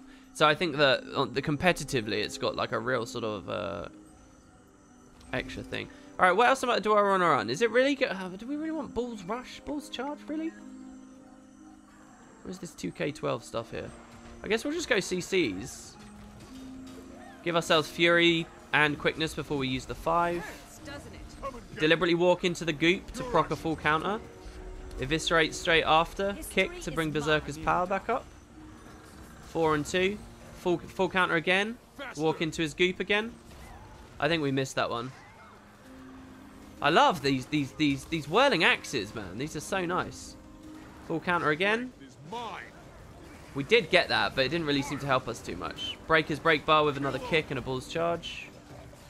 Full counter, full counter. Oh, yeah, he's exposed. Look at this, 59k. No runes, no sigils. Nope. We're even refreshing Defiant starts pretty quick here. Getting it back. Oh, I should have full countered that one. No food either as well. What do you guys think a fun food will be to set up? I'm looking forward to this, man. Some fucking warrior gameplay. How long has it been? Thanks very much for the sub there, Fallout Bum. 16 months of making it potato rain, baby. Someone's got an eye for fine potatoes. We never proc that audio anymore. You shouldn't need 2 CCs if you just use the Raptor Bunny or dismount. Why did you do like an uneasy face? Like it's genuinely concerning you that the bunny hasn't been used. Is that of some source of stress for you? But that's some good advice. Thank you very much for that. Let's kill the mushroom as well at the start. The mushroom's easy. Hold on, let me go. Do we already have Tangle Depths? Yeah, we got some waypoints in Tangle Depths. Let me go do the mushroom first then, from the start of the map. I was a full 7k DPS on the Chak. Oh, baby. Full counter also procs attacker's insight if it hits. You don't actually need to disable anything. You just need to use a stun. Oh, okay. So you don't need to score an interrupt. I get you. That's good. So they're giving you a lot of quality of life on that one. Oh, the bunny died. It takes quite a lot for the bunny to die of full damage there. He doesn't have an active break bar. I'm going to use Defiant Stance here because I anticipate... Yeah, there we go. We just full heal dodge because that fucking hurts and there's a massive blowout. We'll full counter this next one. Let's get our banner down as well. Here we go. Alright, full counter is like now, I think. Yeah, go, go, go, go. Yeah, baby. 50%. Suck it. Oh, come on. He interrupted our eviscerate. Let's do another one. Another one, another one. Damn it. Didn't work. I can feel Bear's power. Break bar's coming up now. Bulls charge it. Come on, someone else contribute. Someone else. Oh, we didn't get it. That's fine. Full counter, full counter. Now? Now? Now, please? Please, game? This is going to be kind of annoying in PvE to actually try and utilize that well, because they use animations so infrequently. Alright, so that should give us a Grandmaster, right? Easily. Revenge counter. What does this do? Let's see. Oh, man, it's like a whole new game. There's a new thing that's been added here, and it's called Spellbreaker. So, full counter deals additional damage and grants resistance. Oh, so what does the base hit go up to now? Oh, it's pretty... Oh, no, it's not that close, but it is higher. Okay, so this is where they get the resist on it. They copy the condies on themselves onto anyone I hit, so that's not going to be too useful in PvE. What are my other things? Enchantment Collapse? Magebane Tether? I'm guessing, yeah, oh, yeah, because they buffed this, didn't they? To be basically like Big Game Hunter. So Magebane Tether's what we want. Is that going to be like the last Grandmaster as well, though? Yeah, it's pretty late into the tree. Natural Healing's 15. Alright, we are technically at full strength now, though. Which was this one? This is the Tengu, isn't it? That we fight up here. Pretty easy. Benji says, is it worth mentioning that Path of Fire's on sale right now? Shield time. Is it really on sale right now? I didn't even know. So listen, if anybody's... I will shield hard here, ready? If anybody's actually watching this stream that doesn't play Guild Wars, is thinking about getting into it, the game is in its, like, heyday. Like, especially if you're a PvE player, it's in an extremely strong place. Its world versus world format has got some real enthusiasm behind it right now and some great changes that are upcoming. I think its PvP format's really good and people just need to sort of take a second to recognize it. A little bit more balance, hopefully to refine the POF specs, notwithstanding. I think there's a huge amount of opportunity. It's a really fun game, and yeah, apparently it's on sale. There's a link that you can click below the stream, which gives me food. So if you want to do that, that's pretty cool, bros. There you go. How was that shilling? So kick, full counter. It just doesn't feel good if it doesn't land. I'll tell you what though, this is meaty. This is some meaty pressure right here. So let's do it again. Oh, we got that one. We got that one. Straight into the... Jesus Christ. You can tell... I mean, I am with a group, but you can tell these things are dying pretty quick. I'm not saying that's me. I'm just saying power creep of the game at the moment is such that it feels like things are dying pretty quick. It's actually kind of fun instantly blowing stuff up in Heart of Thorns. Not that this is instantly blown up. This is actually kind of a nice balance. It's kind of fun because you're used to the slower pace that it once upon a time was. What's hitting me? Let's kill this guy as well. Missed. Full's charge did not go as far as I anticipated. Kick him away. Alright. Yeah, again, I need to figure out what my precision is going to be. What else is there, hero point-wise? Isn't there the Balthazar one? Do you guys want to do Balthazar? Let's go to the Chak Hollow and sweep through the south of the map and do the Balthazar one. Does ArenaNet give you meta food when people use a link? Absolutely. Here's another thing that I can shill though. This will be a better way of shilling. So, a lot of you guys watching obviously already own the game. What if, guys, you buy Path of Fire while it's on sale here, and you come and play through the game with me here?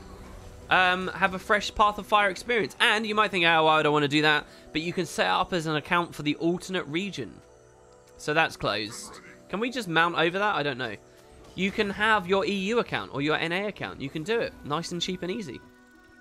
If you feel concerned and bad at PvP, have a burner account to queue on while you learn and practice.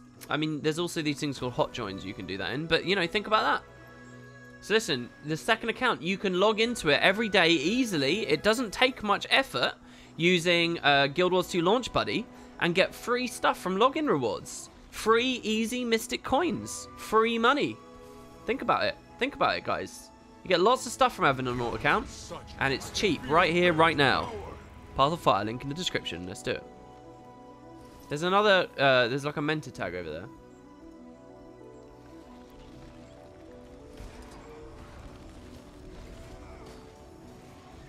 Punishes grouping together densely. I wonder what that actually refers to.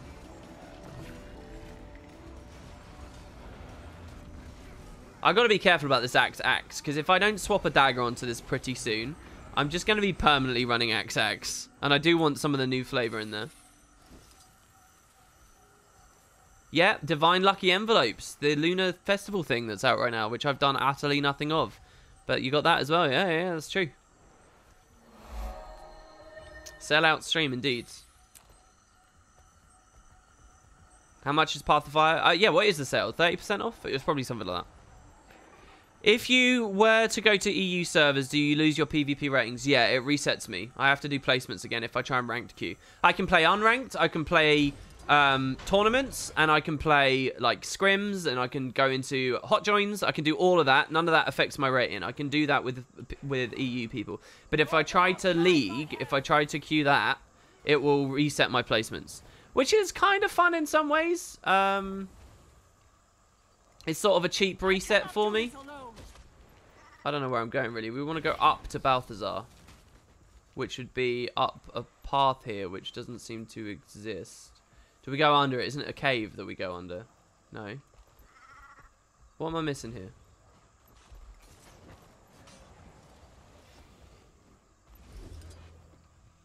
I mean, as fun as the events are, believe me, they're fun. I don't kind of want to do them. Is it up this branch? Oh, maybe it's up the branch. Here we go. Hey, WP, what do you think's more important while leveling a new elite spec? Having all the skills first or having at least one trait line full from minor to master? Or do you prefer the Heart of Thorns variant where it's mixed together? I think the way they did it in Path of Fire is probably best. Just, I think psychologically, people... I mean, I don't know. I'm a bit of a dick, really, and I sort of just don't. I think people don't know how to have fun in games. I think that people value what they perceive to be optimization more than anything else, and they sort of squander their own avenues of entertainment.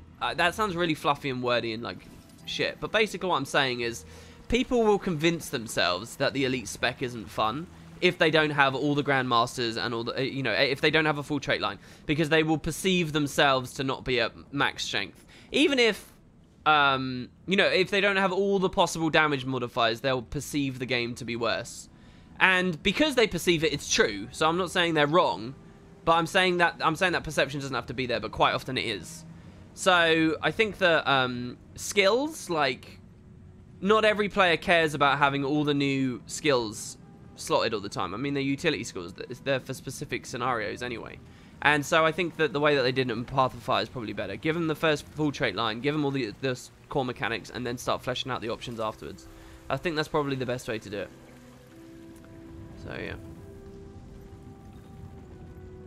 This is so bad. I don't know what the hell I'm doing. I'm so stuck here right now. Heart of Thorns maps being a labyrinth, as always, even with mounts. Let's use the Griffin to, like, try and just get north. I'm trying to get north. I'm trying to get to Balthazar. Yeah, I'm playing on NA at the moment. There was a post on Reddit asking why ArenaNet hasn't made the sale more apparent. Ruby commented saying, and there's a slight possibility we're not done. We may not have done our 100% of our promotion in the first 48 hours of a 3-week sale. You need to use the code GuildWars2 Friendships for 25%. Oh, really? Interesting. Okay. So hopefully they got more in store. We're literally back to the waypoint we were at earlier. Let's try and go up here. I want to stop giving people an aneurysm. Oh, no fog to rear. Oh, it's so ugly. Ugly, ugly, ugly. That's a good point. Let me turn the fog completely back on again. Oh, hold on. Sorry. On, I mean on. We want max fog. There we go. I know it's going to look a bit gross to you guys now, but it's probably important when we get to the Path of Fire stuff for the footage to actually look good.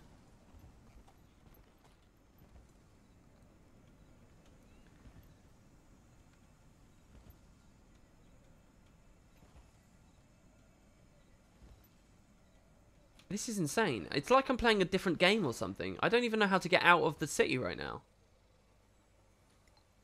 Is this teleporter going to take me up? Okay, finally. What are my thoughts on the new marketing campaign, the friendship one? I really like the impulse. I think whatever they can do to have initiatives and make people think about Guild Wars, I think is good. I don't know why they've honed in on kind of a... I mean, I just don't really identify with this sort of... Ooh, we're all friends and everybody's so nice and wonderful. And, God, it's so lovely. Think about the relationships we've had. I don't really... I mean, that's not... And I'm not disparaging it in any way. It's just not me. So I mean that side of it I sort of don't care much about. But if that's what they want Guild Wars to be all about, then you know they're willing. They're welcome to it. Let's do the golem, right? The golem's up here. We don't need Leyland gliding anymore. Any kind of initiative's a good initiative. You won't hear me shit talking it. But yeah, we'll see how it goes.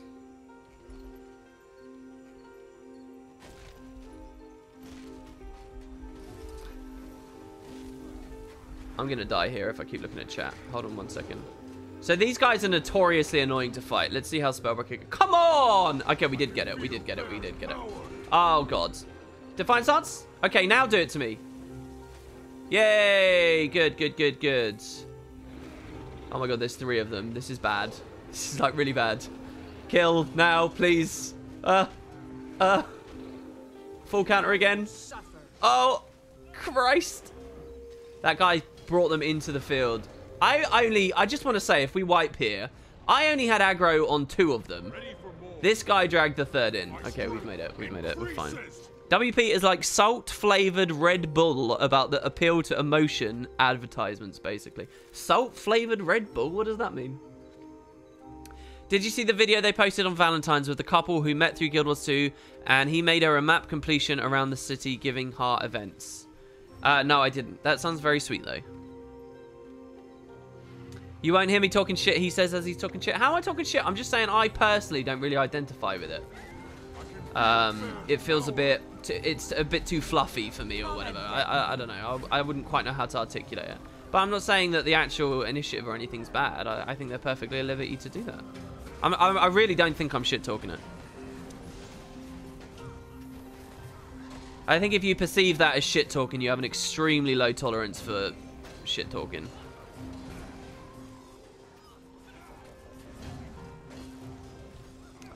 Their cheesy friendship advertisement BS is literally how ArenaNet views their game. That's the casual nature of the game. I disagree with that as well, actually. I don't think that you can sort of describe ArenaNet and their perspective about the game as one person. Like, it's not one person, it's a company. It's a lot of different thoughts and opinions and ideas about how you can run an MMO.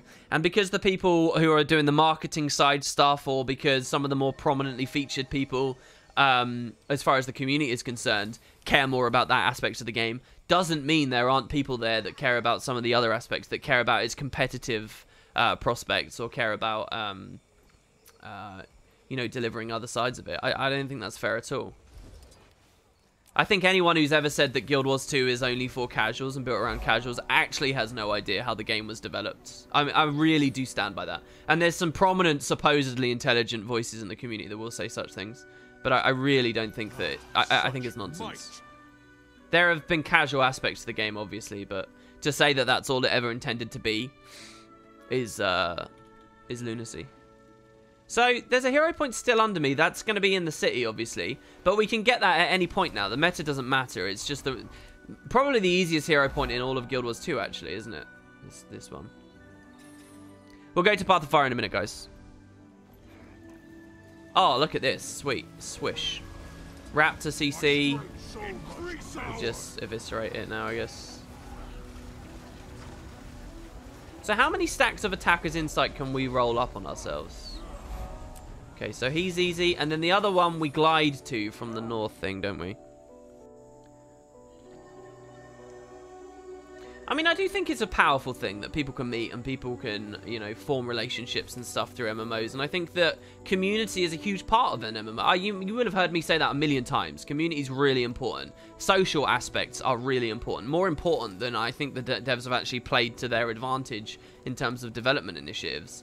I think that stuff's really important. And so to double down on the Guild Wars 2 is friendly and everybody, you know, you can meet people, I think is nice. I just think that... I don't know how convincing it is as something to get people into the game. Like, I mean, this is a bit unfair of me to say, and it's obviously not what they're going for. But what are we expecting on any level someone outside of Guild Wars 2 to see these stories and be like, oh, maybe I can fall in love if I play this MMO? I mean, is that... It's obviously not that we're going for, right? Please tell me it's not that, right? It's because that's just not... That's not going to happen. People aren't going to think that. And the people who do think that, I don't know, what they're going to hate the game because they didn't fall in love through their Lion's Arch map chat spam? I mean, do you get what I mean? Like, it's... But again, it's not the impulse is wrong. I'm not going to sit here criticizing it. It's not like I know any better or have done any better. Hey, ZapDC. Welcome, welcome. The video is a little soppy, but you have to say, well, I mean, this specific video I haven't even seen. Maybe it's really nice. Maybe it's really touching. I'm not one that really feels soppy over things, though. I'm a bit of a robot in some ways. Yep, my biggest gripe with Guild Wars 2 is I'm yet to meet love playing it. I know. What the Balance team doing? Like, seriously. I should be in love already. What's going on? Sort it out.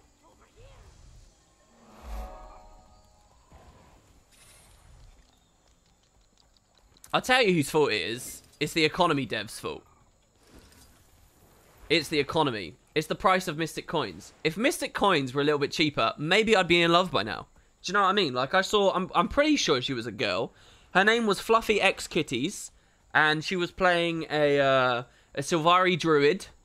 And I think she was a girl. And if Mystic Coins were a little bit cheaper, maybe I could have given her a stack and she would have fallen in love with me. But Mystic Coins are too expensive right now. Sort it out, economy team. Sort it out.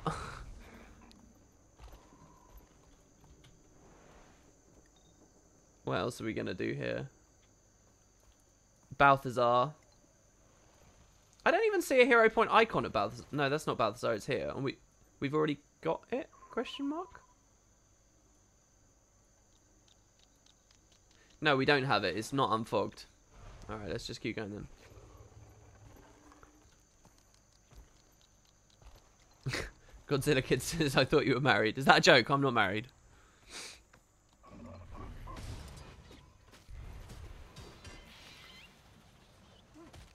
But it's how expensive they are that a full stack would assuredly make her fall in love.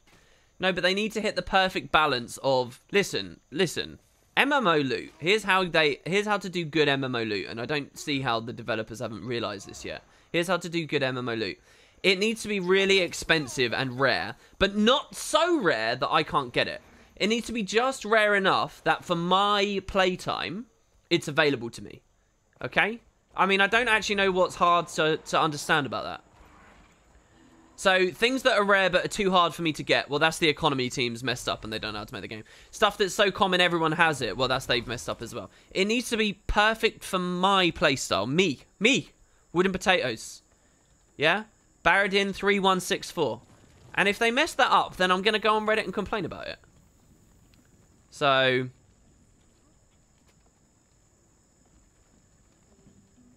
I don't see what the debate is here, really. We're going to wait for a few more people to come here.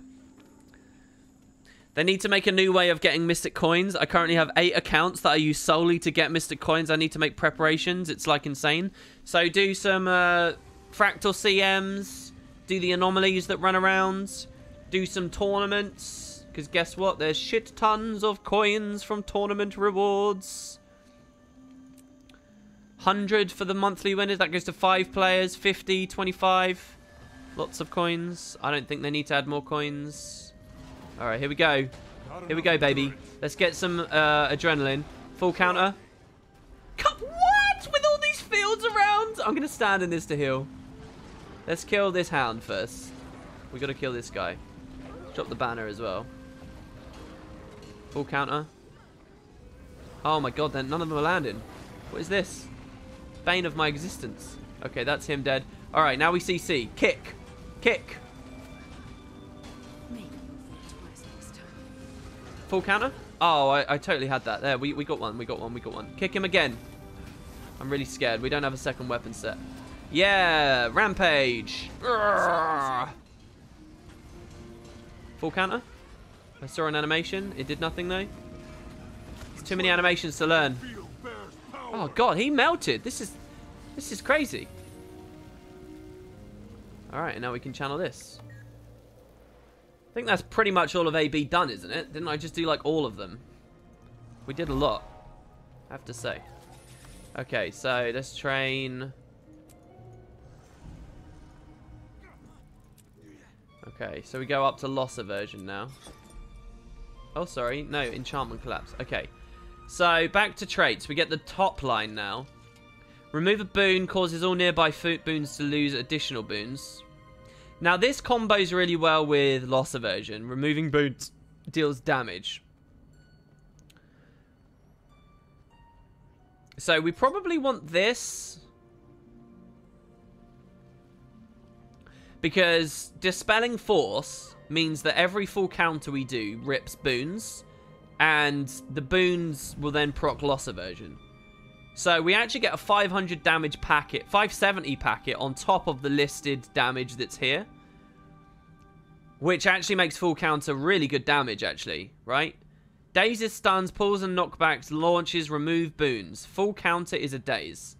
So this is actually 1,266 plus 570 from loss aversion.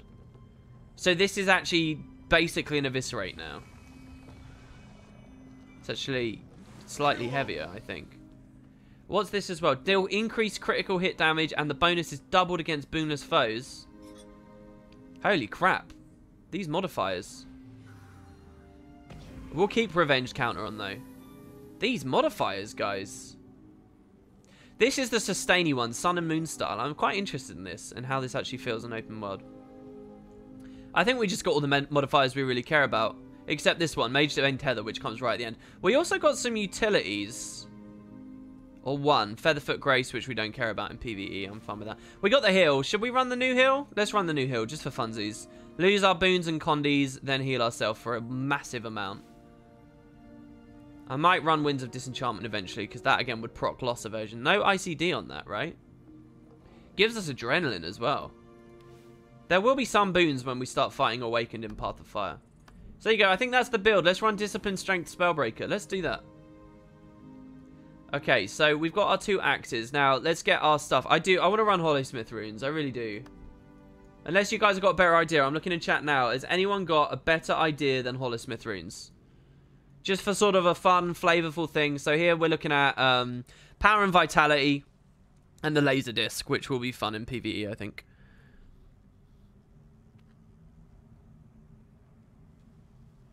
It's possible to get a shout out to Sel Horus, who very kindly gifted me a sub to your channel. Maybe I'll have to keep this sub rolling, as it's a very generous offer. Benji, that's so cool. Sel Horus, thanks so much, man. That's really cool. Damn.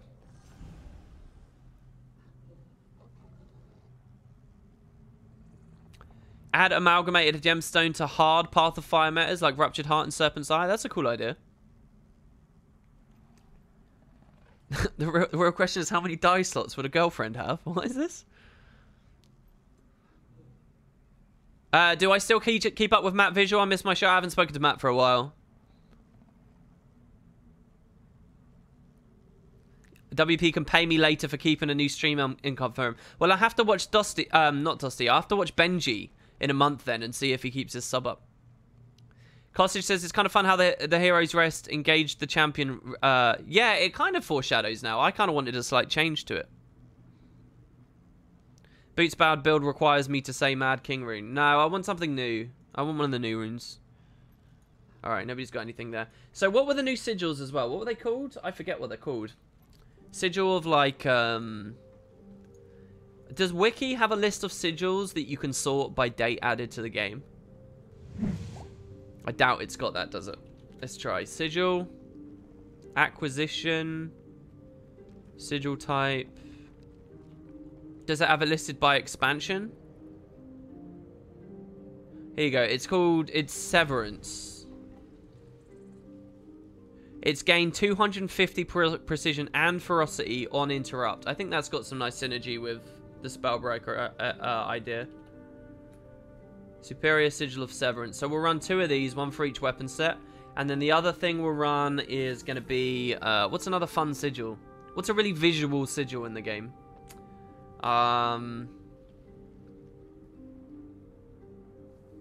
We could just go boring and go Force or something. Oh no, I'll run Bloodlust. I'll run Bloodlust. Bloodlust is fun.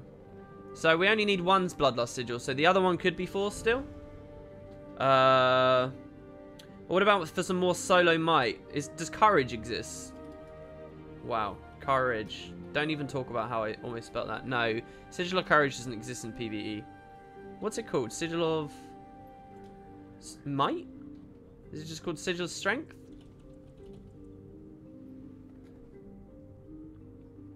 Why is it called Courage in PvP but Strength here? Would Strength be nice, I guess, maybe?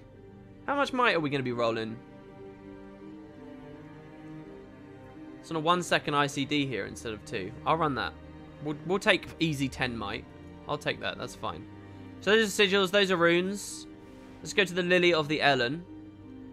Thanks to everybody who came in Heart of Thorns there, by the way. So let's go to the Lily of the Ellen here. And let's see what else we got. I think I'm going to have a lot of fun on this.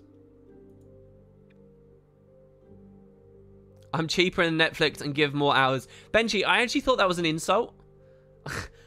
I thought that was going to be like some kind of like sass. But, like a jokey sass, but a sass nonetheless. But you're actually being serious. Thanks, man. Courage is on hit and strength is on crit. Oh, I see. Okay. Well, I'm not concerned about the on crit aspect of that as far as PvE is concerned. Alright.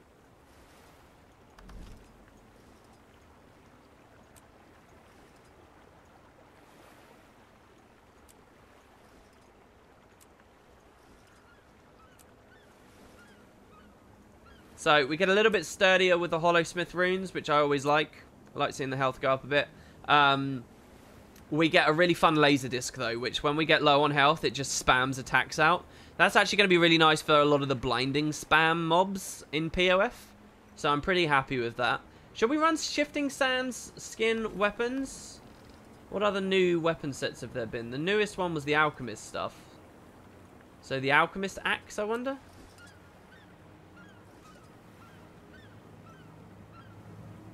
What do you guys think? Wow, did I already do that? So, one Alchemist axe, one Shifting Sand axe. I want it to feel Path of Fiery, though. I mean, that's the thing. The new Awakened stuff might be a good idea to run. Luminous. Holy shit, look at that. Look at that. Oh. Oof. They feel pretty good. There's too many good skins in this game. We need build templates for cosmetic loadouts, please. What is the Alchemist axe? It's the new Black Lion set. Glacial weapons on desert with Bitterfrost Frontier hand skin. Best combo. That sounds cool if I was going to run other gear beyond, you know, like the new stuff. Guys, I just got some experience scrolls to level me to 50. Can send the other to another character, or can I only use it on the character who looted it? No, you can do it on any toon you like, dude. Yeah, just go through the bank or thingies. Yeah, I'd pay for build templates. They implement build templates and they give you, like, slots. That would be so good. Imagine if Episode 2 adds that. Seriously, let's just take a moment to think about that. Imagine how good the game would be. I've got 3 videos. Once my raid and story stuff's done, I've got 3 videos I want to do. I'm calling them the big 3. One of them is going to be a state of the game video, which I'm really excited about because I actually think all 3 game types have got really cool talking points at the moment. And a lot of reason to be excited about the game. But imagine if that state of the game video also said, by the way, build templates just came into the game. How cool would that be? But so state of the game I want to do. Then I want to do a Desires for 2018 video. And then I want to do a Desires for Expansion 3 video, which I'm anticipating to be 2019 and beyond. So Desires for 2018 would be like build templates, cosmetic templates, Season 1, guild mission refinements and improvements, more discussion about the World vs. World stuff, PvP based stuff that I want to talk about. So that would be that. And then the Desires for Expansion 3 would be like 500 cooking, 500 dueling, fishing, new weapons on elite specializations, Tengu, stuff like that, yeah? So that's 3 big videos I want to make. Right, so we're going to run Severance on this axe, and we're going to run Severance on this axe, and then the other 2 weapons get the other 2 sigils, which is going to be daggers. So I currently don't have anything really set up here. I've got a rifle. That's a Power, Vitality, Ferocity rifle. No idea why. I've got a Ventari thing, which can go with the other Ventari things. That's from ages ago when I was running Nomads. And then I've got a Condi Great Bow, which I've not actually assigned to a specific Condi stat for if I ever want to play Condi at some point, but I'm not too concerned with that right now. So let's come down here. Right, now let's put this in. I really like the Spellbreaker design. Like a nice meaty, bursty, but countery style warrior. Lots of fun. So yeah, we'll put that in there. Now, I got a Healing Dagger, which I don't care about. This is armor. Mistformed Obsidian Dagger. Definitely want to run that. So we're going to do 2 daggers?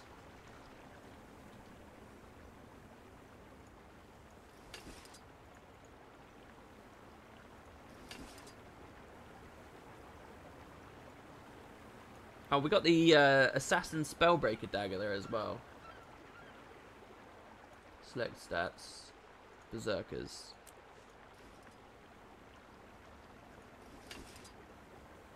And we'll put Bloodlust on that. And then the other thing, so it would be Dagger main hand on this set. Again, just it's not about being optimal or whatever. It's just about showing off the new skills and things. Could you tell me what you find interesting about fishing and why it's important to add to the game? I can't say I see the appeal. Well, to me, it's that I've actually enjoyed fishing in other RPGs quite a lot. And I think embracing a little bit of that kind of, not fully AFK gameplay, I don't think, but the kind of content where people can sit around and chat with one another, I think could actually be really important for the game and good. So, it basically just comes down to that, that's all. Let's see what this dagger looks like. Not great, but it is new and a rare skin, so I'll run it. Yeah, and it just expands the game, and I think it's one of those things that I think I'm excited about because other people are quite excited about it as well. And yes, an avenue is cooking 500 from Jerry there. All fish-based food, because you've noticed that they have no fish-based food in the game right now. So I want to see some big Wastrel's Ruin hits, and the 5 is fun. If this wasn't a dagger main hand, what else might we want to run main hand? Sword for a bit of mobility. And some funny final thrusts. Don't really care about that. The burst would annoy me as well on that, so. What else? Mace. To, like, stun lock people.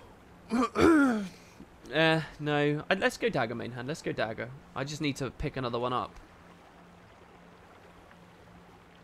I suppose we could Mystic Forge this dagger.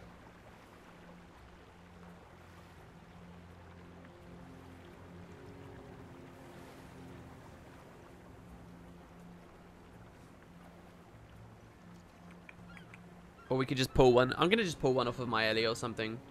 Let me go to Guild Wars 2 Efficiency and see which character is probably just sitting around with... Oh, I'll tell you which character I'll take a dagger from. I'll take it from my Reaper. No, not this Reaper. Not the Tengu Reaper. No, no, no, no, no. No, you guys aren't allowed to look at this. No, I don't want you guys being mean again about my amazing Fashion Wars 2. You guys are all bullies, and I don't know why I do... I don't know why I try to entertain you. I don't know why this is my life, entertaining bullies on the internet. So, I'm not going to show you this amazing looking character here. Alright, fine. Use the Zodja box. No, I don't want to use a box on a one-hander. Too much. Let's see.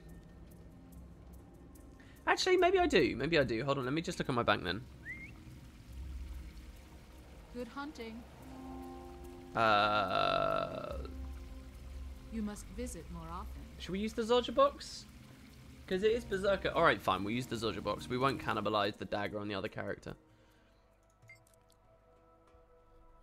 What do you mean I have no sense of fashion? I picked every single thing that looks feathery and bird-like. And I made it all matching colours. What more do you want? It's a bird. And it's got an amazing character name that I know you're all jealous of. Just straight away, just let me stop you there. I know you're jealous. You don't have to worry, though. I'm a nice guy. I won't rub it in your face. But here you are, bullying me. I mean... It's just not fair, really, is it? I think I give you guys more respect than that. That's what I'm asking for. Just a bit of back and forth. Do you know what I mean? Just a little bit of leeway. If you're going to be children about it, then fine. Alright, I'm done. Dagger.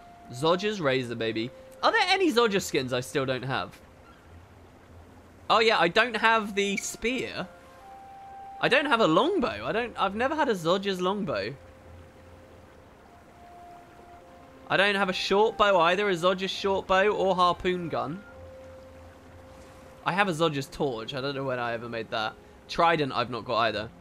So it's longbow and short bow, except underwater stuff. Okay, Zodja's razor.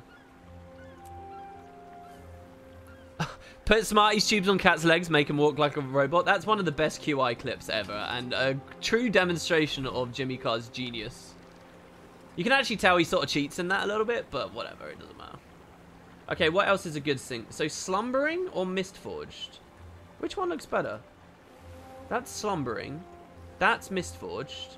That's Slumbering Mistforged. Sorry, so which skin have I got at the moment? Slumbering Mistforged? No, this is just Mistforged. Well, let's update that then.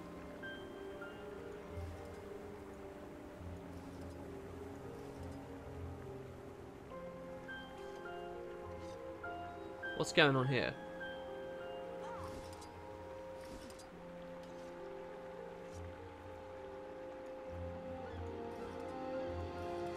Okay, no, this one's definitely the good one. This one's definitely the best one. Because it glows and everything, yeah. Alright, so that is the best one. It has defaulted me to the best one. It looks alright with the War Beast armor. Now, on the other set, what skin do we go? I don't know. Incinerator? Is that going to look good? No, I don't want to crowd down. I mean, it probably would look good with that axe, to be honest. Oh, it doesn't even bloat the effects too much. Oh, maybe I should run Incinerator. That looks good with the axe, doesn't it? Alright, let's do that. And then this set will change this axe to something more obsidian looking. I don't know.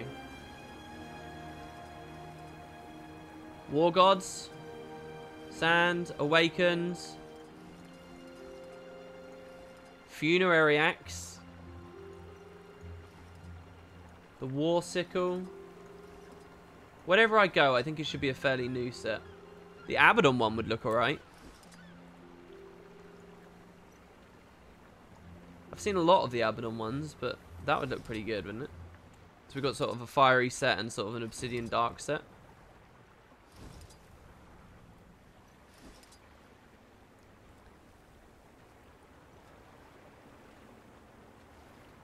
Go Kurzik, you think?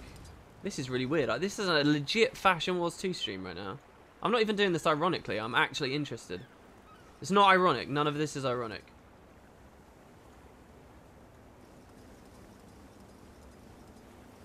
Screw it. I haven't repped Incinerate for ages, so I'm going to do it. I'm going to do it. No, I'm not going to do it because I don't like thinking that I have a legendary when I don't. I'm not going to put a legendary skin on a non-legendary item. I think I'm done with that. Auric. Let's go with something new. I have to be one of the lower ones down. Something new. Alchemist I don't really care about.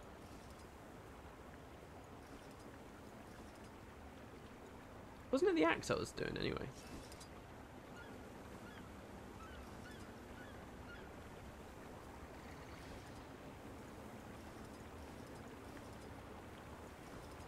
Let's just go War Gods. War Gods with War Beast. I mean, it makes sense, right? Like, it matches. War God with War Beast matches. In fact, what does War God Dagger look like?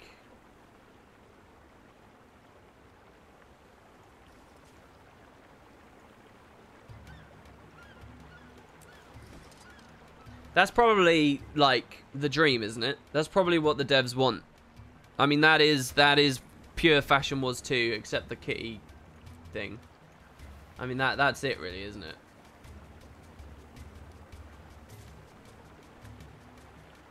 There you go. I think that's good. Sun and Moon style. Oh yeah, and we could actually do like a sun axe and a moon thing. Well, maybe later we will do that when we don't even have the trait right now. So let's have a quick look. Let's fight this Palawa Joko thing. Oh yeah, now we do mount skins, which I don't really have many, but we'll do the Flamelander.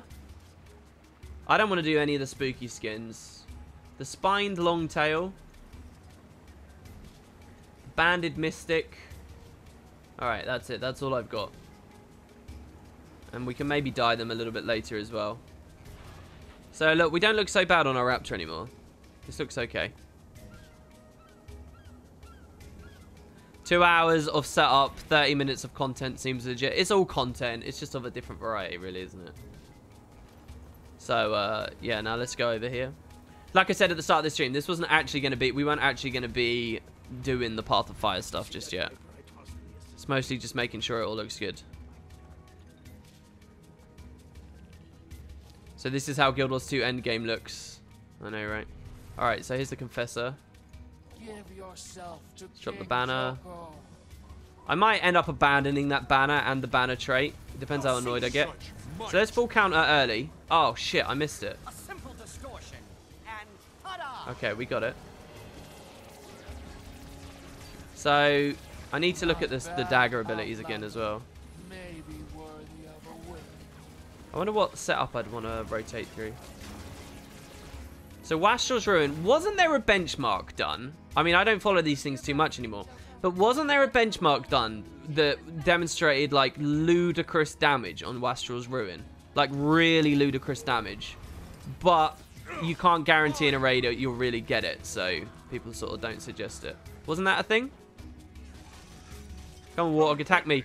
Yeah!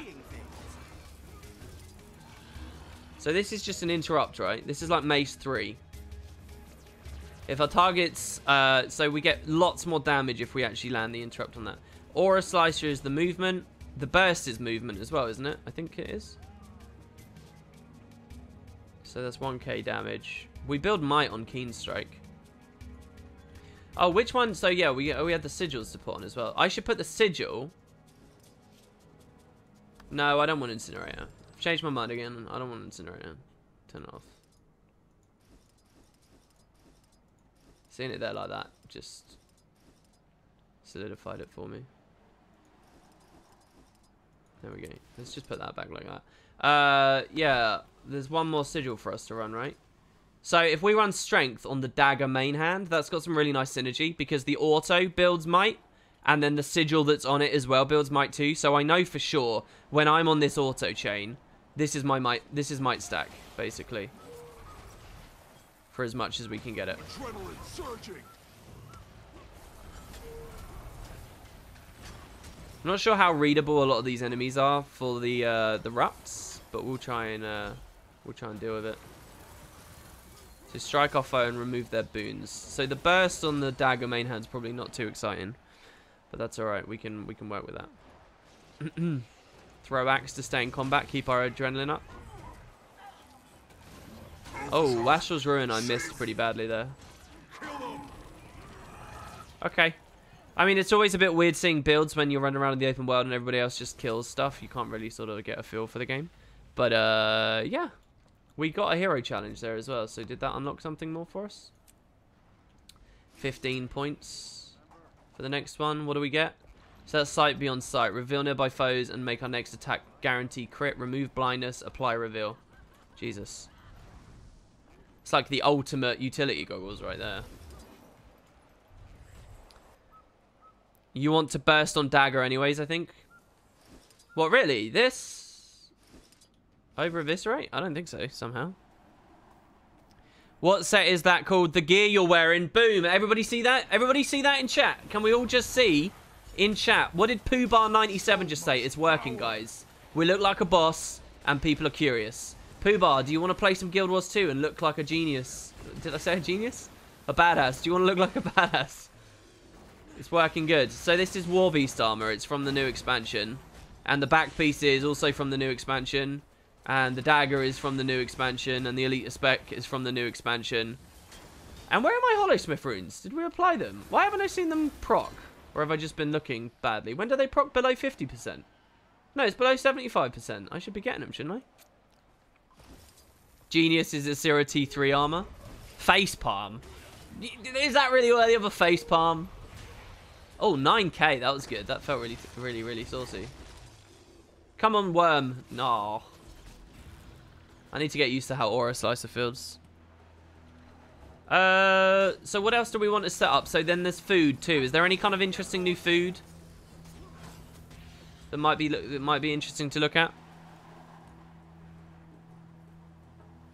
I was talking about the state of the game, so I just want to thank you for the shout out of the state of PvP. Got a lot of people talking. I hope it does. I hope people get talking. Because I really don't see what the fuss is. I really don't. I think that there's some sort of toxic, sort of ill-informed stuff going around that's a bit off, really, from what I saw anyway on my return. Oh, that was so meaty. This dual strike. Holy shit, dual strike. I don't know about kick. I want to run like a signal or something more passive. Look at these friggin' dual strike hits. My god. Let's see how this burst feels, shall we? So it's funny because the devs never had to design a T2 or a T3 breaching strike. Never.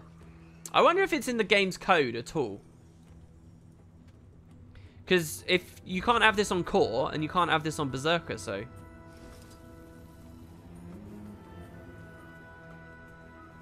I remember you talking about the Yogscast video on Guild Wars 2 and how important that video was, and it was actually thanks to that I got into Guild Wars. Well, there you go, man. Sorry, Poohbar says, what set is it? It's the War Beast set. Sorry, I don't actually think I answered you very well there. It's War Beast. This is War Beast. And it's got some just slightly higher contrast dyes on it. That's it. But the same color that the devs generally had set up.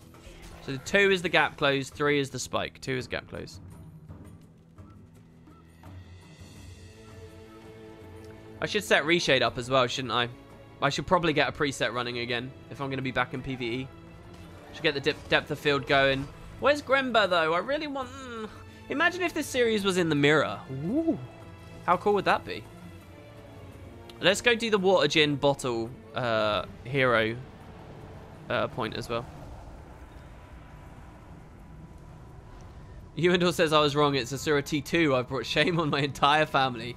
I mean, you should just quit now, really. Look at this. This is why we're running these runes. People will be like, whoa, how did you get that?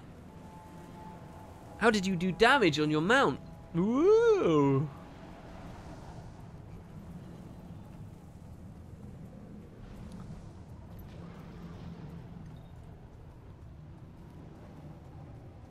WP, how do I get this awesome looking armor? I actually don't know.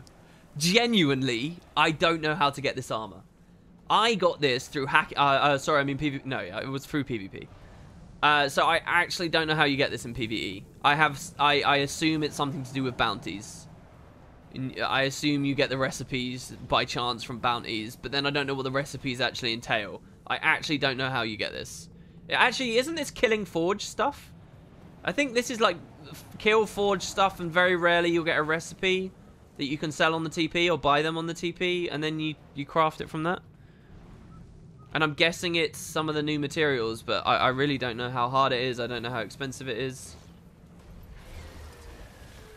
Oof, the meteor. The meteor got us. I can feel Don't have the adrenaline, guys. Here we go. Full count of the Hydra. Oh, it's never working.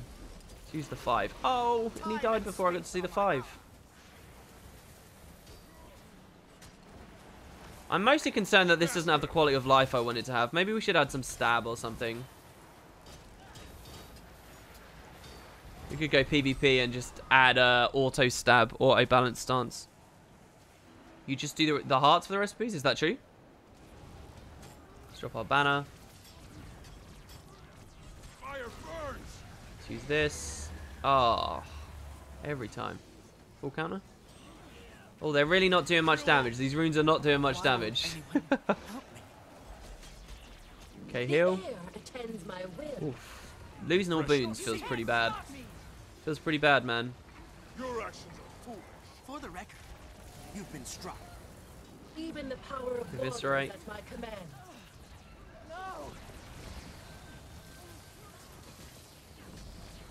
The other thing is, doesn't Axe have higher base damage than Dagger? 970 to 1030, 900 to 1. So Axe has more variance, but hits harder. Magic here is unstable. I wonder if they average out to be the same. I'm not sure. But that would mean that by mix and matching the daggers like this, we lose a bit.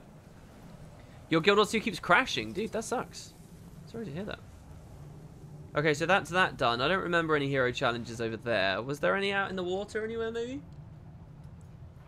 I like that our entrance was via the Lily. I'm surprised how much I'm enjoying playing Natalie now that she's a normal, reasonable size. I mean, she really does feel a lot better now. So we don't care about that. Imminent threat we don't care about too much. It's funny how even with all the blind in the expansion, sight beyond sight, I'm still not compelled to use enough. He died quick. Gap close. F1. Never mind.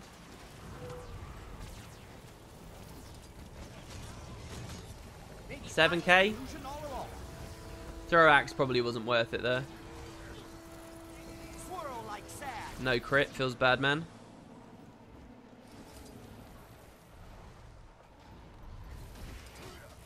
Small-bodied Norn are really fun to play. Yeah, it feels like it. It does feel like it. He feels pretty good.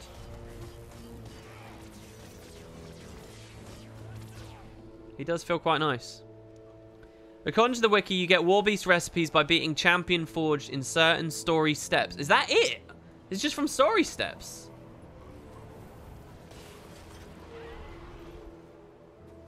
Alright, we'll do this one here as well. Thanks for showing me the Merciless challenges. I started one myself, and I just finished Claw Island on your Ellie. Getting close. Dude, that sounds really good. Good luck. Are you running the Flame Axe variant? Are you running Staff? There's a hero point in the mines near the huge pyramid. That's a good point. Yeah, I'll go do that next. Oh, they drop from the more meta in the Desolation. Is it one recipe guaranteed per run, or? So there's Imminent Threat. Next, we're looking at No Escape, which will cost just 3. Which is a trait. Dazes and stuns inflict a mauve. Interesting. Sun and Moon style. Gain bonuses for each dagger we equip. Main hand gives us quickness. Offhand heals us for a percentage of our outgoing. Like, this could be fun, but what am I giving up for it? I'm giving up loss aversion. Maybe that's alright. I kind of want to try Sun and Moon style. And push ourselves to 100% crit chance. See if that feels like Signet of Malice gameplay or something. And then what do we have? Finally, and then it's Mage Bane Tether. I might use Break Enchantments as well. That's a pretty fun skill. Especially against Awaken, that would be quite nice, I think. Do you still have somewhere the couple of videos you did before the Char Battle Plans guide that is now your oldest YouTube video? Dude, I love that question. True fan right there. So, hold on, Philanor. You're saying, do I still have somewhere the couple of videos I did before the Char Battle Plans guide? No, the Char Battle Plan guide... Oh, I know what you're talking about. So, I think the first video I ever made was... So, in Guild Wars 1, there's a... there was a special arena that arrived only at Halloween called the Costume Brawl Arena. And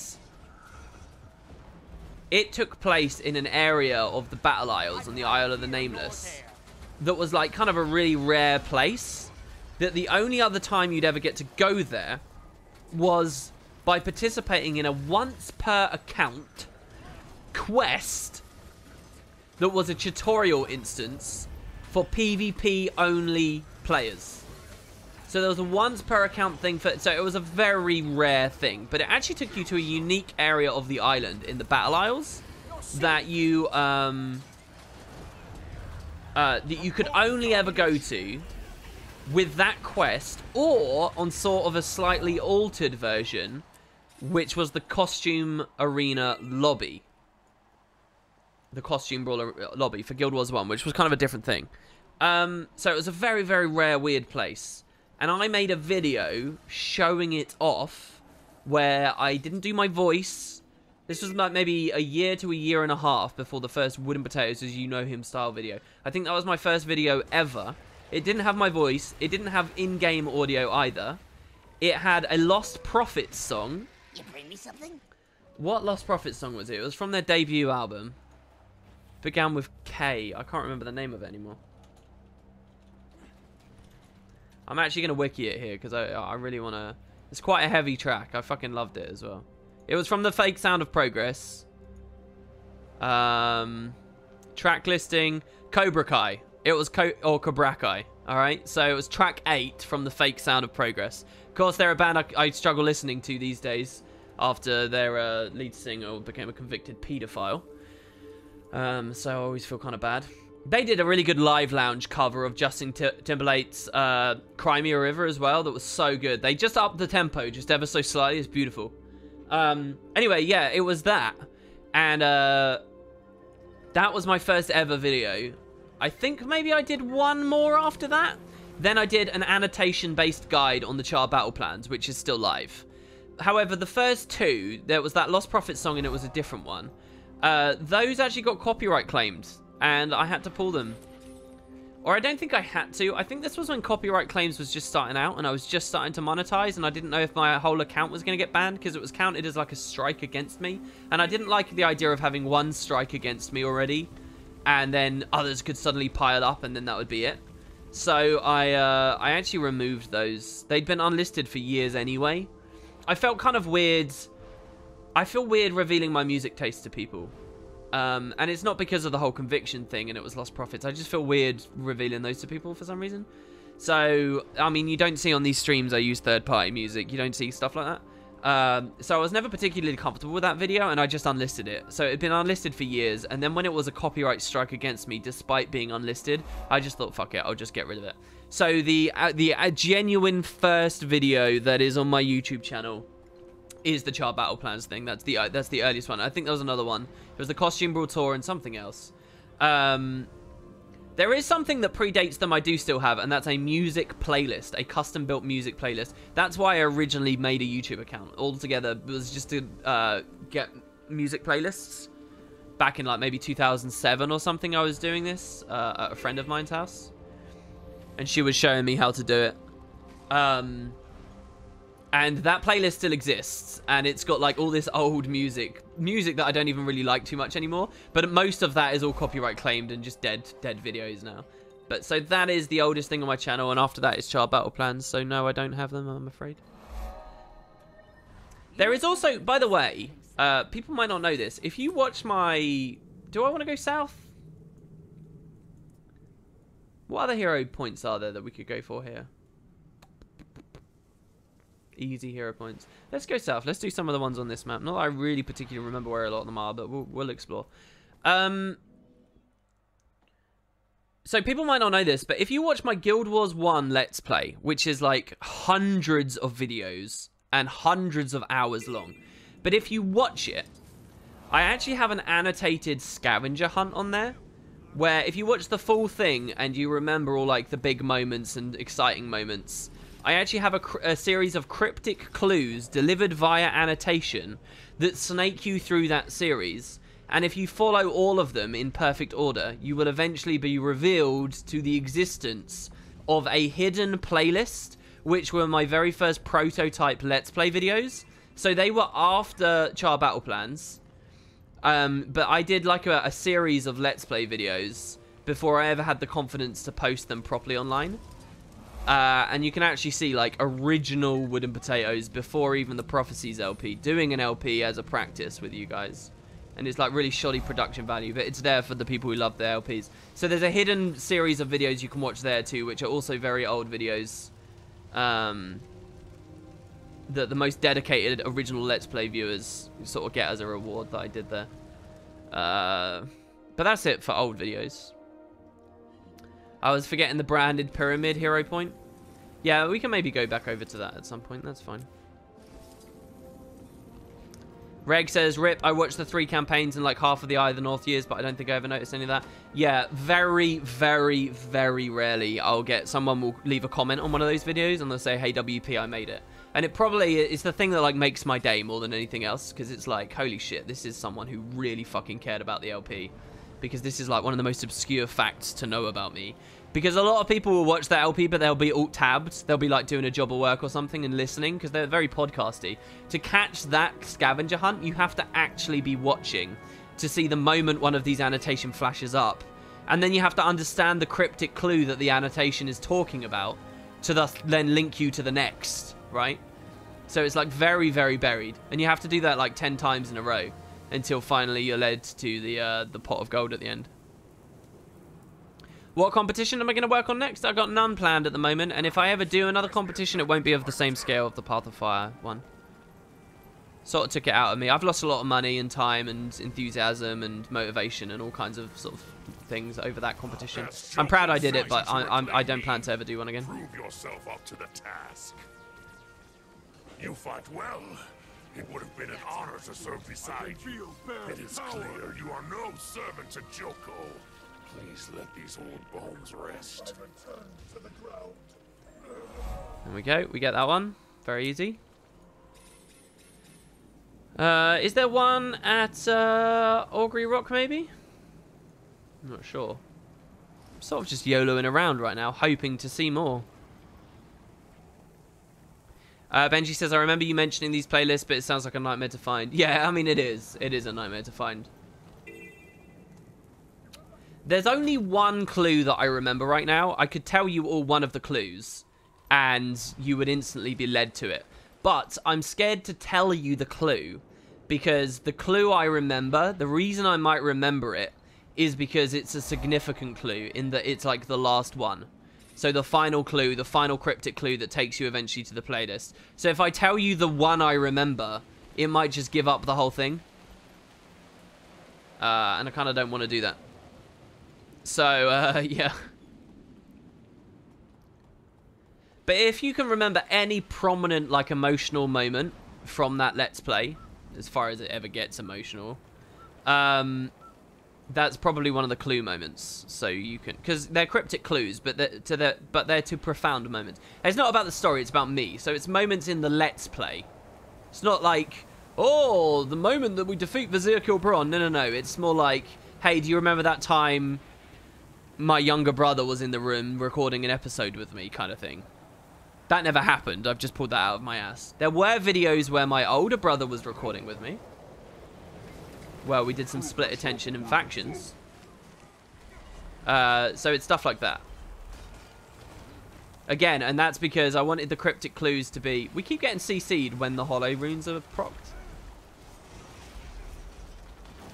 I wanted it to be for people who really understood the series. Not people who understood Guild Wars, but people who understood the series. My series, what I had done. Can we full counter again? I want this to be a slightly lower cooldown. But I mean, obviously I'm asking for a lot. Only in PvE, obviously. Stand in front of him deliberately? Yeah, it worked. Oh, but it's third strike. So the hints are scattered around which Let's Play? They're scattered around the factions, prophecies, Nightfall, Eye of the North, and beyond Let's Plays. So Hearts of the North, Warring Criter, Winds of Change. All of those playlists. I don't think that any of the end game or festival episodes are included. So all of that coverage, that's not a part of it.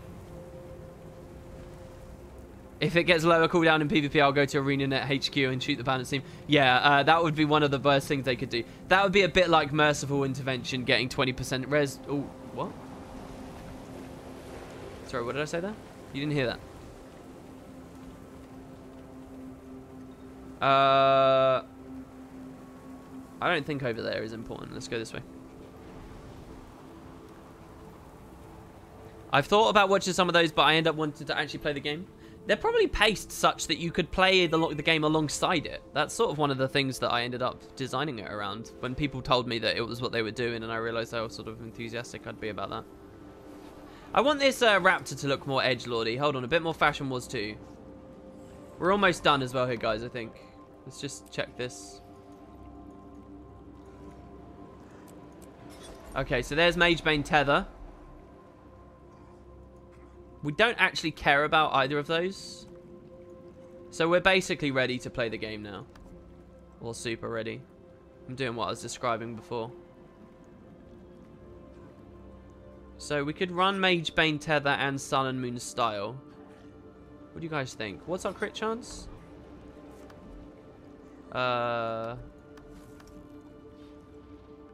49. With Fury, it will go up a bit. With the banner, it will go up. So we're at 81. Food would put us maybe to 90-ish when we're with the banner. Which I don't know whether I can be bothered with. There's another hero point just nearby, so we'll go do that. Alright, Edgelord Raptor. Let's see whether we can actually do it. So, dies, mounts. Bloody red. And a little bit of...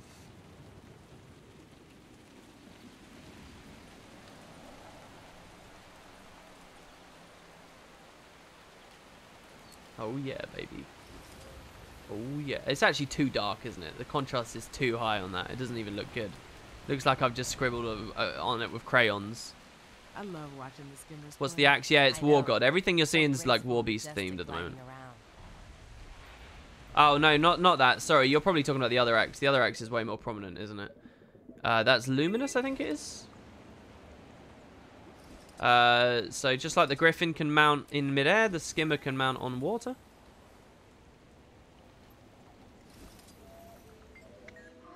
Okay, here we go. Alright, full counter really early. Didn't do anything. What? And then I got one shot. Oh.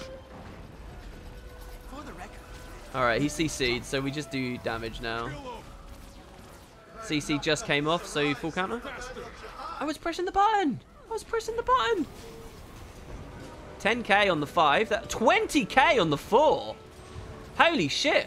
Dude, Wastrel's Ruin right as a break bar goes down. Because they'll get, that wasn't even that, but we got 20k without it. But when they are exposed from the break bar going down, and obviously they're not doing anything, that's like such an easy little play to make. But would probably really, really hurt. That's very cool. Does Guilders 2 have the Totemax skin? I do think that they've covered that, yeah. Hey, Warden Adian, it's good to see you, man. Am I on NA or EU? I'm on North America right now. But probably tomorrow I'll do an EU stream, because this one was NA, and a lot of my streams have been EU. NA at the moment. Bottom left as a commune. How long have we been going? 2.5 hours. Dagger off hand's very good. Yeah, I'm seeing it. I'm seeing it, man. Maybe I should just go axe, axe, axe, dagger. Something like that. So we never have to give up the really OP axe autos. Eventually in the series, we might end up doing that. You hate that hero point? What with the Jin, really? Here we go. Let's get this one over here. I was going to go for the waypoint, but script. Maybe you'll come earlier tomorrow. We'll play a game of PvP in a second, guys. We'll play like 1 or 2 ranked queues. I have to say, though, this stream's really up my enthusiasm for this. I think we look really badass. I think once I get reshade set up again, the game will look really badass. I think the build feels really fun. I think I'm about to get an achievement for finishing Spellbreaker in PvE, finally. I think it's good. WP, did you see the minor changes they made to how the Griffin controls? I saw it in the patch notes. I've played the Griffin and didn't really feel anything notably different. But I saw immense QQ and whinging on Reddit. But I mean, that's sort of par for the course these days, I guess. So I don't really know. It's something about you can't go up as quick as you used to, right? No, come on, rabbit. No! Is there any warrior weapon that CCs more than hammer? And then you put axe afterwards? No, I'm pretty sure a hammer is the most CC loaded onto it. Mace is very CC heavy as well, but it's obviously only 3 skills, so. And what's a 2-handed mace? Well, pretty much hammer, right? If you dual wield maces, it's pretty CC heavy actually. But obviously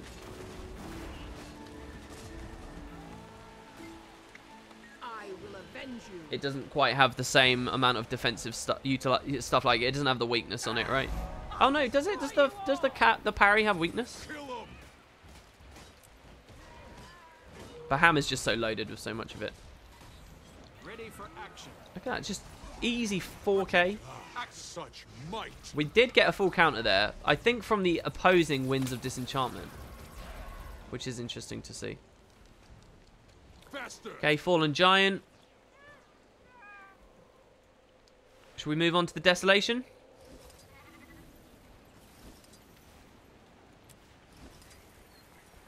Oh, will these be the 1-2 ranked games that will fill 2 hours? No. It will actually probably be just 1. In fact, I mean, how many more points do we need here? 1 more will get us that. Oh, this is the final thing. Yeah, we only need 1 more point. All right. Yeah. I've got time to finish Spellbreaker and to do a game. Path of Fire Harpies are greater than Core Harpies. Absolutely. Yeah, you can see that they've been improved.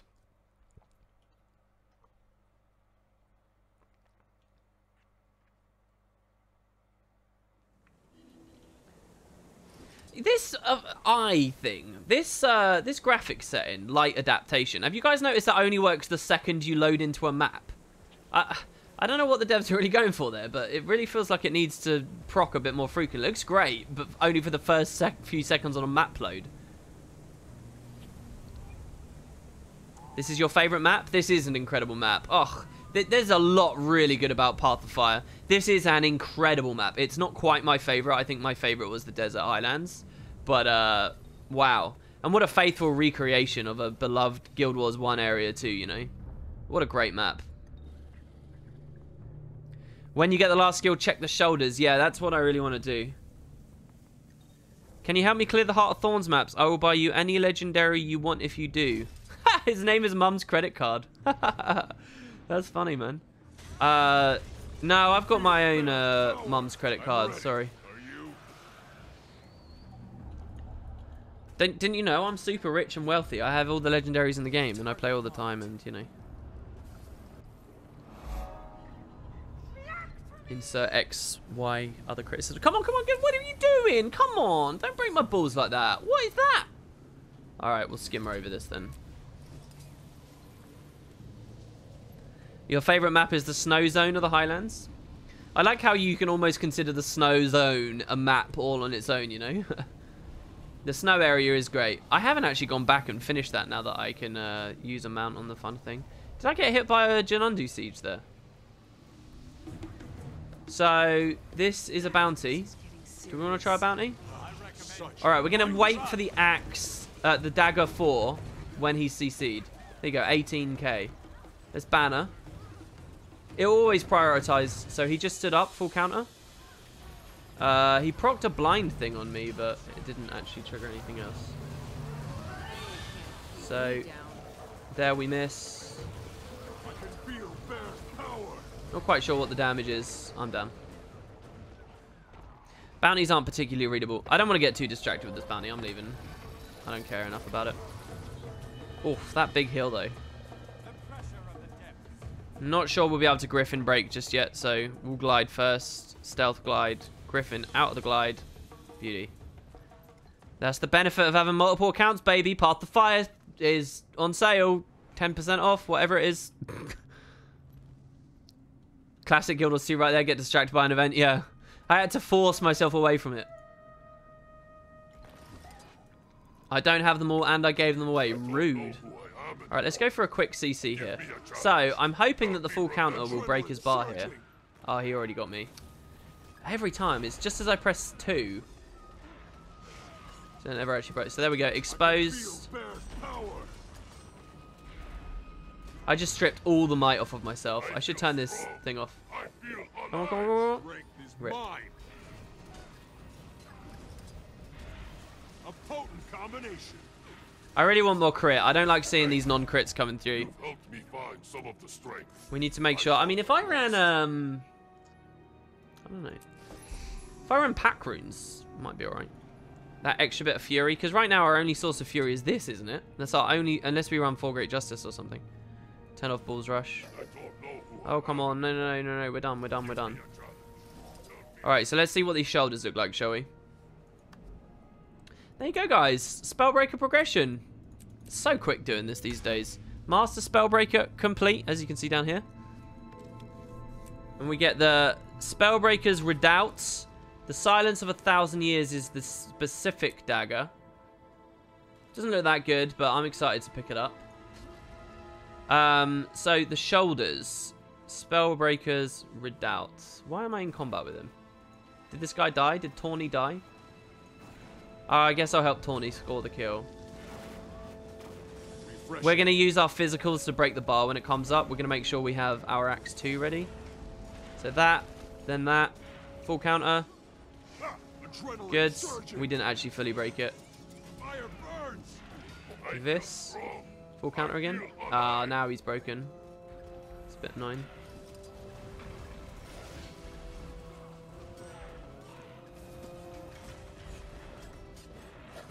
Okay, just sort of spammed abilities there.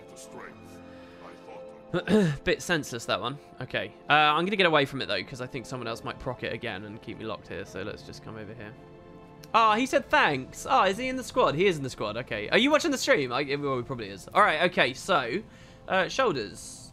Let's just equip them. We don't need to transmute shard or anything. So, Spellbreaker runes. I mean, they might be fun. Flavorful. Sorry, what? Oh, you don't get a shoulder slot with Warbeast. Yes, you do. What? What's going on? Oh, there it is. Whoa!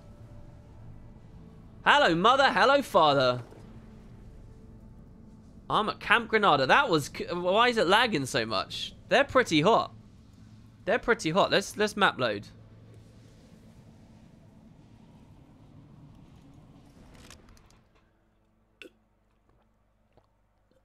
They feel pretty big. What back piece is it? It's the Palawa Joko banner, which you get for siding with Joko. Sir Oshawott says amazing, am I right? Yeah, they look really cool. Looks intolerably impractical. I love it.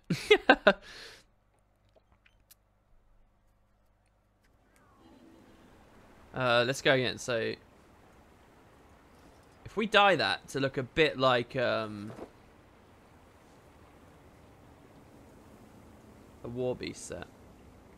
It's kind of got that floating shoulder thing going, which is always a bit frustrating. If you don't have it on the perfect kind of chest, it can do this. I guess what the devs are doing here, though, with the Elite spec armor, is they're probably trying to scale it so that it's compatible with as many other sets as possible.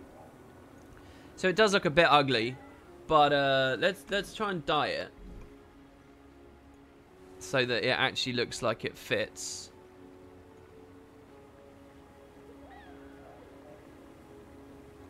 Might be a bit hard, really.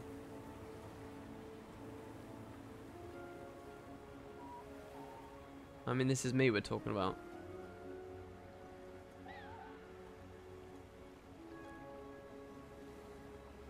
That's not the right colour. That's not the right colour. Pumpkin? That's close. Let's be something like that. What if we go Shadow Abyss instead of bloody red? Certainly on one of the channels, I think it should be Shadow Abyss. There we go. And then we run like that dry silver on one of them or something. No, dry silver was too much. Glossy black. There you go. That's closer. I mean, it's just huge, isn't it, really? I kind of like the colour of the red on it, though, at one point. How can I get some nice red on it that's not, like, everywhere on it? I don't know whether I can. Maybe just pumpkin is the way to go, and, like... No, it's too obvious. It dies very cool. I don't know, that looks alright, doesn't it? Let's swap that with the other set and just see again. The other dye piece. I mean, this is clearly like a set.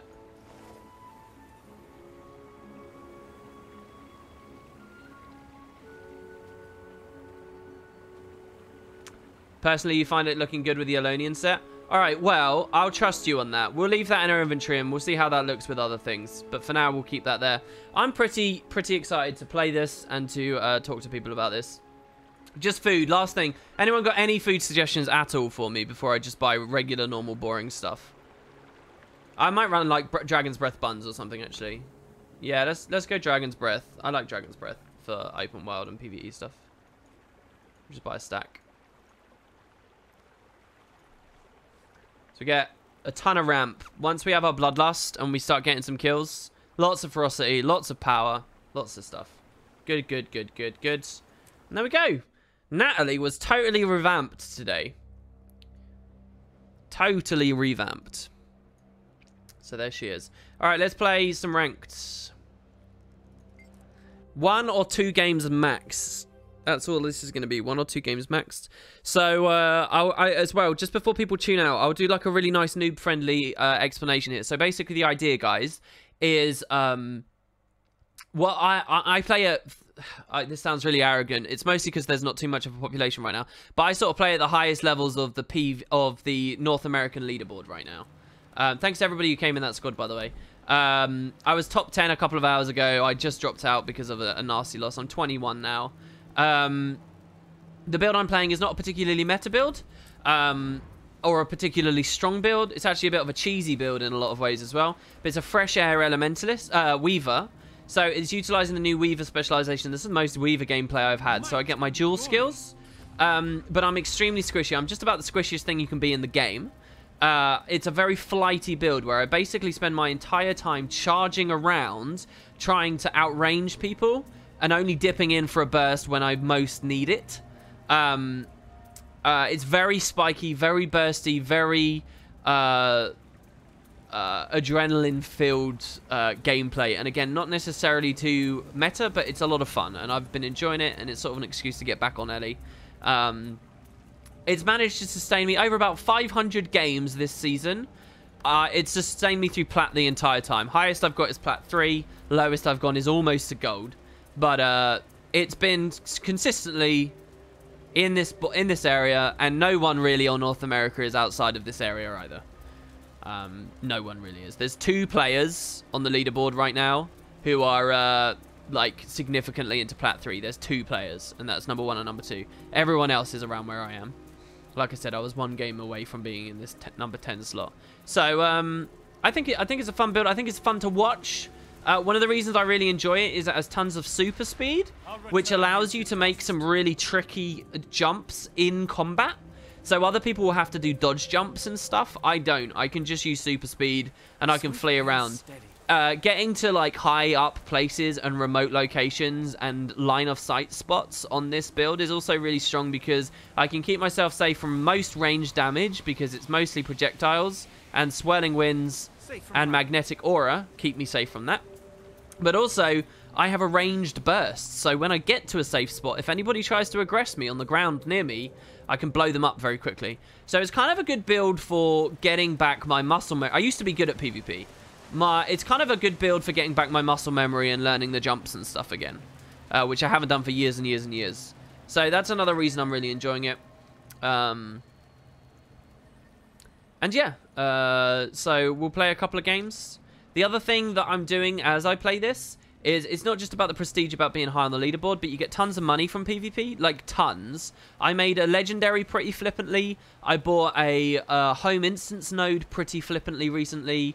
I've made 3 full sets of ascended precursor armor pretty flippantly. I've gained several new ascended weapons pretty easily. I've unlocked every single armor set skin available in the expansion except Funerary. So all that cool gear you saw me playing, I've done since December in PvP. It's only February. It's not even halfway through February yet, is it? I'm on my way to making another legendary as well. All through PvP, just from getting these, just from playing ranked. It's obscene how much stuff you get. And so if that's not enough to convince you to at least give it a shot, I don't know what will be. It's probably the most fun gameplay Guild Wars has to offer. It's more fun than raids. It's more fun than fractals. It's more fun than open world. When you get that leg in properly and you start understanding it and you realize that you can keep learning and improving, it is genuinely the most fun you can have. Balance has only improved over the past 3 balance patches that I've looked at for PvP. It's only improved. They've tuned down the overpowered specs and offered small token updates for other specs. And obviously it's not perfect, it will never be perfect, but the build variety right now, I've never known it to be better than it is currently. I also think the deadliness of combat is in a really good place right now. There are tanky builds and supporty builds, but there are also builds that you can focus down. The only real outlier is Druid, but Druid doesn't offer much outside of just being a sustainy prick, so I'm not sure really what you could do beyond that. So it's just a lot of fun. My current goal as well, with PvP ambitions, is 1 more ascended weapon, and then I'll have all of the new skins. Which is it's not a shield, it's a torch. I got the shield already. So this torch I want to buy here. So I just need to do a few more of the league boxes, and then I'll have another 80 gold and everything I need for this. So that will be another ascended weapon for me. Then I'll have every single skin. By the time I get that, the devs hopefully will announce episode 2. The devs revealed there is another full armor set coming to the game for PvP. So I'm basically going to get all of the skins done, and then they're going to add a new set of armors for me to go for. Another 18 armors for me to go for, which is going to be brilliant. I'm also, now that I've got all of the Path of Fire stuff through my reward tracks, which is this Desert Armor box. Now that I've got this, I'm doing the Domain of Istan box, which is just giving me tons of Kralkatite ore. So I've got 2,000 in my bank. I've got almost another 1,000 here. Great, almost 750 actually. And I've got several stacks on other characters. With enough PvP, I'll get all of the Istan weapons as well, which is two full new sets of weapons as well. I'll get all of those. Not to mention tons more clovers and whatnot. So yeah, it's just like a crazy way of earning lots of rewards and getting lots of money and having like genuinely the most fun the game has to offer. So I don't know. Did I ever get invitation to join Teapot's podcast? Yeah, I've been on it before. He's invited me quite a few times, and I often have turned him down. So yeah, I feel like he doesn't really care about inviting me too much anymore, which I would be in the same situation.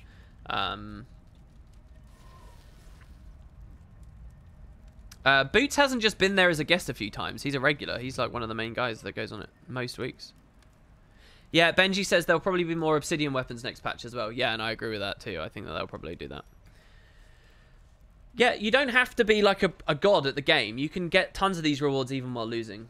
So let's see what we got here. This guy's playing Weaver. It's probably an easy kill. This guy, Thief, is probably an easy kill unless he's a condy, really nasty thief. This guy, I think, plays DPS and will probably just chase me. So this is actually a scary game. If my team can't establish a foothold, I'll be kind of... this will be a frustrating game to play. But otherwise, I think it will be fine. It also depends how much Kush follows me around the map. Oh, Blue Blade said hi. He called me Flail. Heck, you can even lose your way in PvP to get the legendary back pieces precursor, which in my opinion looks better than the Ascension. Yeah, so this is the legend. So the armor I'm wearing right now, except for the legs, this is all PvP armor. This is like a really rare armor set. Amongst the average Guild Wars 2 population, you're really not going to see many people with this. So if you like the look of this, it takes a lot of PvP to look like this, with the back piece matching the shoulders and everything. Okay, so I'm going to try and describe what I'm doing as best I can. I don't want close. I'm double tapping into air as we're at the gate to make sure everybody has nice amounts of swiftness. I gain extra damage when I have swiftness, so the entire game I'm going to try and bounce it. So I'm going to juggle between earth and air to keep access to this extremely powerful skill here, this extremely powerful skill here, but also to balance some swiftness. I'm waiting here because their druid is there, and he's really annoying. I'm going to use Emote on him. He's pop signet as stone, so he's invulnerable. So I'm hiding in swirls. So he swaps to his greatsword and he just fucking bursts me with it. I actually like this though because he's really squishy. I have a Weaver on me. I'm probably dead. If I can use the greatsword to peel away, I'll be really good. That was a really beautiful dodge, by the way, on the smoke scale, but it killed me anyway. So they've got a very glassy ranger, a very glassy weaver, a very glassy thief, and even probably a glassy guardian. So this is going to be a really horrible game if they just follow me. I'm really disappointed right now that my team lost mid because I had two of them chasing me. They had one crossing. I don't understand how they didn't get the mid node because I was chased all the way over here before I died. This is a bad sign. This is probably like that there immediately. My motivation to play the game just dropped massively because I feel like they had a really easy win in mid. This guy is the Condi Cancer Thief builds, so we can't particularly easily burst him because he applies weakness. Luckily he's bad, but I'm dead anyway, so now I'm just trying to pressure him so I get the rally. I got the rally too quickly, so I'm dead. My guy has no... Oh, he is aware. Well done. This is a bad place to die because of the roads here. So if I knew he was this Condi build, I would have ran Renewal. Renewal would save me from that. So I have to be really careful about all these players. The Ellie's going to be following me now. The Thief is probably going to respawn and come back cap. I'm going to make sure this guy gets the kill quickly because he's taking ages. And I don't want that getting stolen or anything. So we're only remotely keeping in this because this is kind of a bad rotation for me. So as I said, the Thief will respawn and burst me. So even with a big cleanse there, I still couldn't get the poison off of me. I need this guy to actually pressure. Luckily, the Thief is terrible. He's a really bad Thief for the game. So I'm going to rot that body because he's just going to respawn and burst me again. Need help here. The reason I say he's terrible is because you would expect a Thief on that build to sustain longer than that. All he has to do is burst me and leave. That's all he has to do, and he couldn't even do that. It feels like he's on an extremely squishy amulet. More squishy than it needs to be. And he might be like full YOLO with his venoms or something. So Kush, remembers, very squishy, but he still has the signet up. So again, I'm disappointed with my team because this isn't a protracted mid engagement, and they haven't even broken his signet. That's really annoying because so I'm expecting him to renewed focus now, by the way. No, so they at least broke that. There I fucked up because I rotated out of Obsi Flesh, and I walked straight into a Weaver, who could just kill me now. He got his knockdown, so we both galed together there.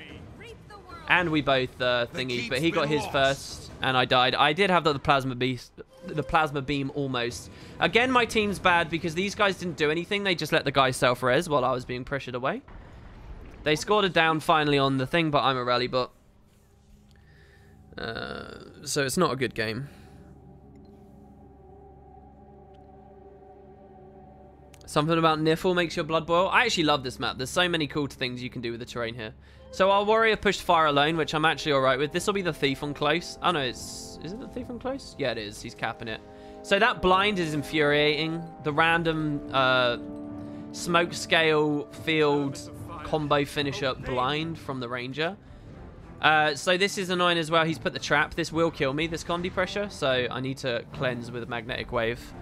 And now I'm like ultra vulnerable. If the thief just comes back in, which he is, you can see him teleporting towards me. I need to precast Obsi Flesh because he's going to come at me like a ton of bricks. This is another reason why he's bad at the game, because I had Obsidian Flesh up and he could have easily looked at that and outweighted it, but he just stole into it trying to do loads of damage. So this guy's a complete beginner, but he might win anyway against us. I don't know. So here I'm being unaware. I can't actually do anything here. We can maybe PV wall Kush here. Maybe. Oh, that's CC. Nice, nice, nice, nice. So we pop the signet. That's fine. Is the thief back again already? No, no, no. What's all this condi from? So yeah, I can't do anything now. And now I'm dead because the thief's back. We never even got full cap. So looking at the rest of the map, they're wiping on mid again. The warrior is sustaining their long... Basically, I want to be able to +1 that. But I can't. So, this was kind of bad. I think I misplayed there. I could have hit Kush a bit harder, probably. He's not got any cooldowns up. But the NG's rotated to the side. So, that's not a fight I really want to take. But I'm going to have to try. I might lose a 1v1 here, and that's going to absolutely guarantee the loss of the game. So, we're swelling wins early because he's on bow. We'll wait for his Moa stance to end. I don't really care about that. The Jacaranda's going to hit us really fucking hard, though. So, the only reason I'm engaging this, by the way, is because he doesn't have Signet. That's the only reason. So, I'm really scared of him because he's Soul Beast. So we're going for the Reflect here. The Smoke Scale's probably got me dead. So, now we have to use this. The kill has to be now. My teammate's not rotating in. This guy is, like, leaving me to die, sadly. It's an easy plus right now. It's really easy plus. He's coming in finally. He got Signet back up. Instantly cast it as soon as the cooldown was up. Okay, so now I'm going to leave the Necro to take that. Because he's trying to rotate off. I don't do good stationary. I need to be... There's a lot of opportunities this game. There's a lot. Me having to force a 1v1 and start a 1v1 is like proper shit for this build. It's not what this build's about.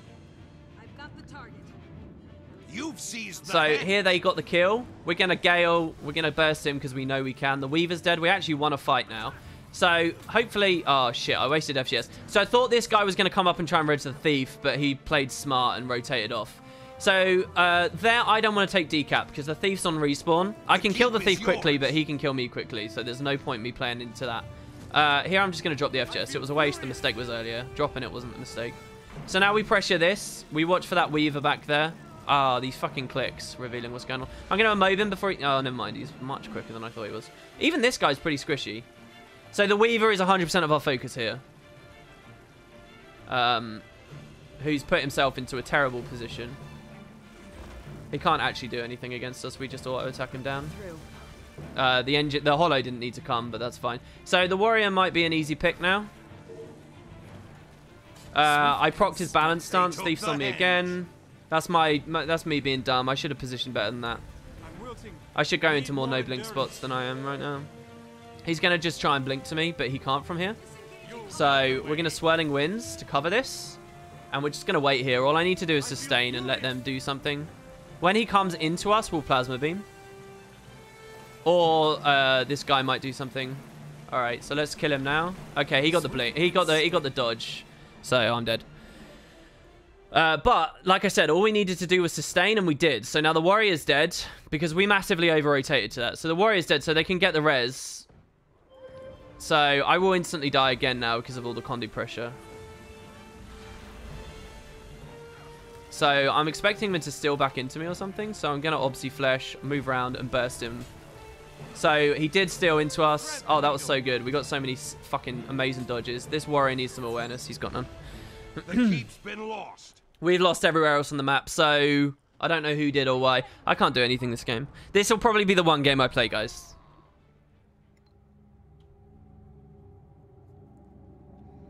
I'm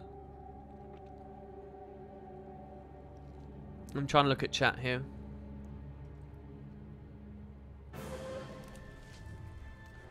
Yeah, like I said, it was pretty obvious that this wasn't going to go well very quickly.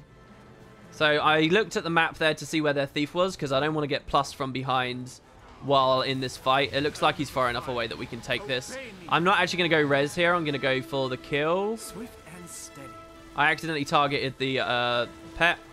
So Signet's over. Now we go for the thing. He's going to use his CC, so I'm watching his animation to blind it. Didn't need to. So we saved that. That was a fairly quick plus, but it's probably not quick enough. The sad thing is, like, this is a really easy game. Return. I think, anyway. So we got the thief around the back. He's pressured. He doesn't know we're here. He's an easy kill. So here I'm really concerned. So we're dropping swirls because a lot of his shit's projectile based. As you can see there, we only got 2 torment there. And that's because I put the swirling winds up. Okay, so he dropped a random trap. I have fuck tons of poison on me. Your enemy took the mine. We have to cleanse with this. He's on balance stance, which means we can't crit him. I can't take the node. The bad play there is to stay at the node. We have to help Edric. So we burst him to his first Endure Pain. Edric might have popped his other. So we can get the kill here if we're really... No, there's his next. I don't care about that. We'll take the res instead. The Hollow overheated and put himself almost to death without anyone near him. So Thief's going to jump me again. Fuck's sake, I can't move in time. All right, well, I'm dead again. This guy's got no awareness. I nearly died. Yeah, it's over. That'll be the one game I play because we've been streaming for a while, and that was extremely unfun for me. Like, really, really, really unfun. So we'll have to leave it there. But I think that was all right. Hopefully I sold something interesting about it. You learned about how rank up works in Spud. I was basing all my information on outdated info. You got to let the GM dude know during the group event in game. So Shadowwatt says, "Are you a wizard?" Absolutely. Yeah, like if I'd known what he was running, it would be Ether Renewal. But yeah. Why was the bad play capping the point? It's really, really simple to understand. And the reason I pointed that out is because that's a bad play nearly everyone makes. So the reason that's a bad play, okay, is if I left my friend who was... You saw there was a fight going on nearby. My friend was really low and their warrior was really high health. So if I just stood there and capped the node... You're right, nobody was stopping me doing that, so I would have capped it, and my team would have started getting points, and that sounds really good, doesn't it? You want your team to get points, so yeah, let's cap the node. But what you should remember is that the game doesn't end when that cap goes through. What's going to happen is if I abandon my friend to that fight that he's losing, the enemy warrior is going to kill my friend, and then what's going to happen is the warrior is going to come up and fight me. Now, yes, I may have the node at that point, but you have to understand, this build can't hold the node. I can't 1v1 a warrior on it. So I'm just going to get instantly neutralized. And so the enemy team then, the warrior has scored 5 points for his team by getting the kill. Put my guy on respawn. And now he's neutralized me. It's dicey. I have to assume he's a good player. It's dicey that I'll score the kill on the warrior. So now I'm in a 1v1 against a warrior with my teammate on respawn and their teammates not on respawn. So what that means is their thief, their weaver, anyone really, their soul beast, they could just walk over to me. Even if I do well in this 1v1, I could get what's called +1, where they can outnumber me very quickly and they can kill me. And what can I do about that? So what you got to realize with most of the time in Conquest is the fights and the kills are more important. So, like, just because I can take that cap there for those few seconds, it doesn't mean fuck all, because I'm going to get outnumbered, I'm going to get pushed down, I'm going to die. So, you have to take the fights where you can. There's, like, this really... I've said this before on streams. One of the easiest ways to know when someone is bad at PvP is when they're crying about people fighting off node. Sometimes it's warranted fighting on node, definitely. But a lot of engagements that happen around nodes is because players are being good and they're being intelligent and they're trying to take kills where they can. My opportunity was to finish that warrior off really quickly, save my ally's life, and now we outnumber them. And now I can cap the node in luxury. The fights, the kills, they are way, way more important than the nodes. 8 times out of 10. There is not a single build in Guild Wars 2 PvP right now that I think should abandon that warrior. There's not a single one. If you're playing a firebrand, that doesn't mean, oh, I'm a bunker, I stand on the node. No, if you're a firebrand, you get in there and you fucking support your mate. If you're a druid, you go there, you give him pills, you res him with search and rescue and stealth and shit if he goes down. You help your friends, you take the fights, you have awareness, you watch one another. Cap the node after the fight is done. If there's anyone remotely fighting near you, you take the fight, man. And of course there are occasions where you hold it, but that isn't one. And believe me, that's extremely, extremely, extremely beginner mistake that most people make. Will there be a story summary for Daybreak, WP? Are you just trolling me? I know you come to a lot of the streams, so you know that I get asked that, like, every day. But there you go. So, thanks, guys. I hope you enjoyed. Sorry about kind of the really shitty... I think the reason, if you guys are wondering why I'm so frustrated with that game, is because I felt my team didn't do anything that was easy, and also I felt that I was getting camped by a bad player, and that feels pretty bad. But it was just a counter comp thing, so I'm not too frustrated, but it wasn't a particularly fun game. But anyway, there you go, guys. Thanks very much for watching. I would have loved for that to have been a win for you, but there it is. That's a bit of PvP. That's a bit of set up for the Path of Fire playthrough, which will be coming tomorrow. I'll be playing on EU servers tomorrow, but we'll be doing a balance of both. If you guys want to join in with me, please do feel free. Get your new accounts ready, and I'll be here 5 PM GMT, as always. I'll probably even advertise the stream for once. So cheers, guys. Have a great evening, and I will see you fairly shortly.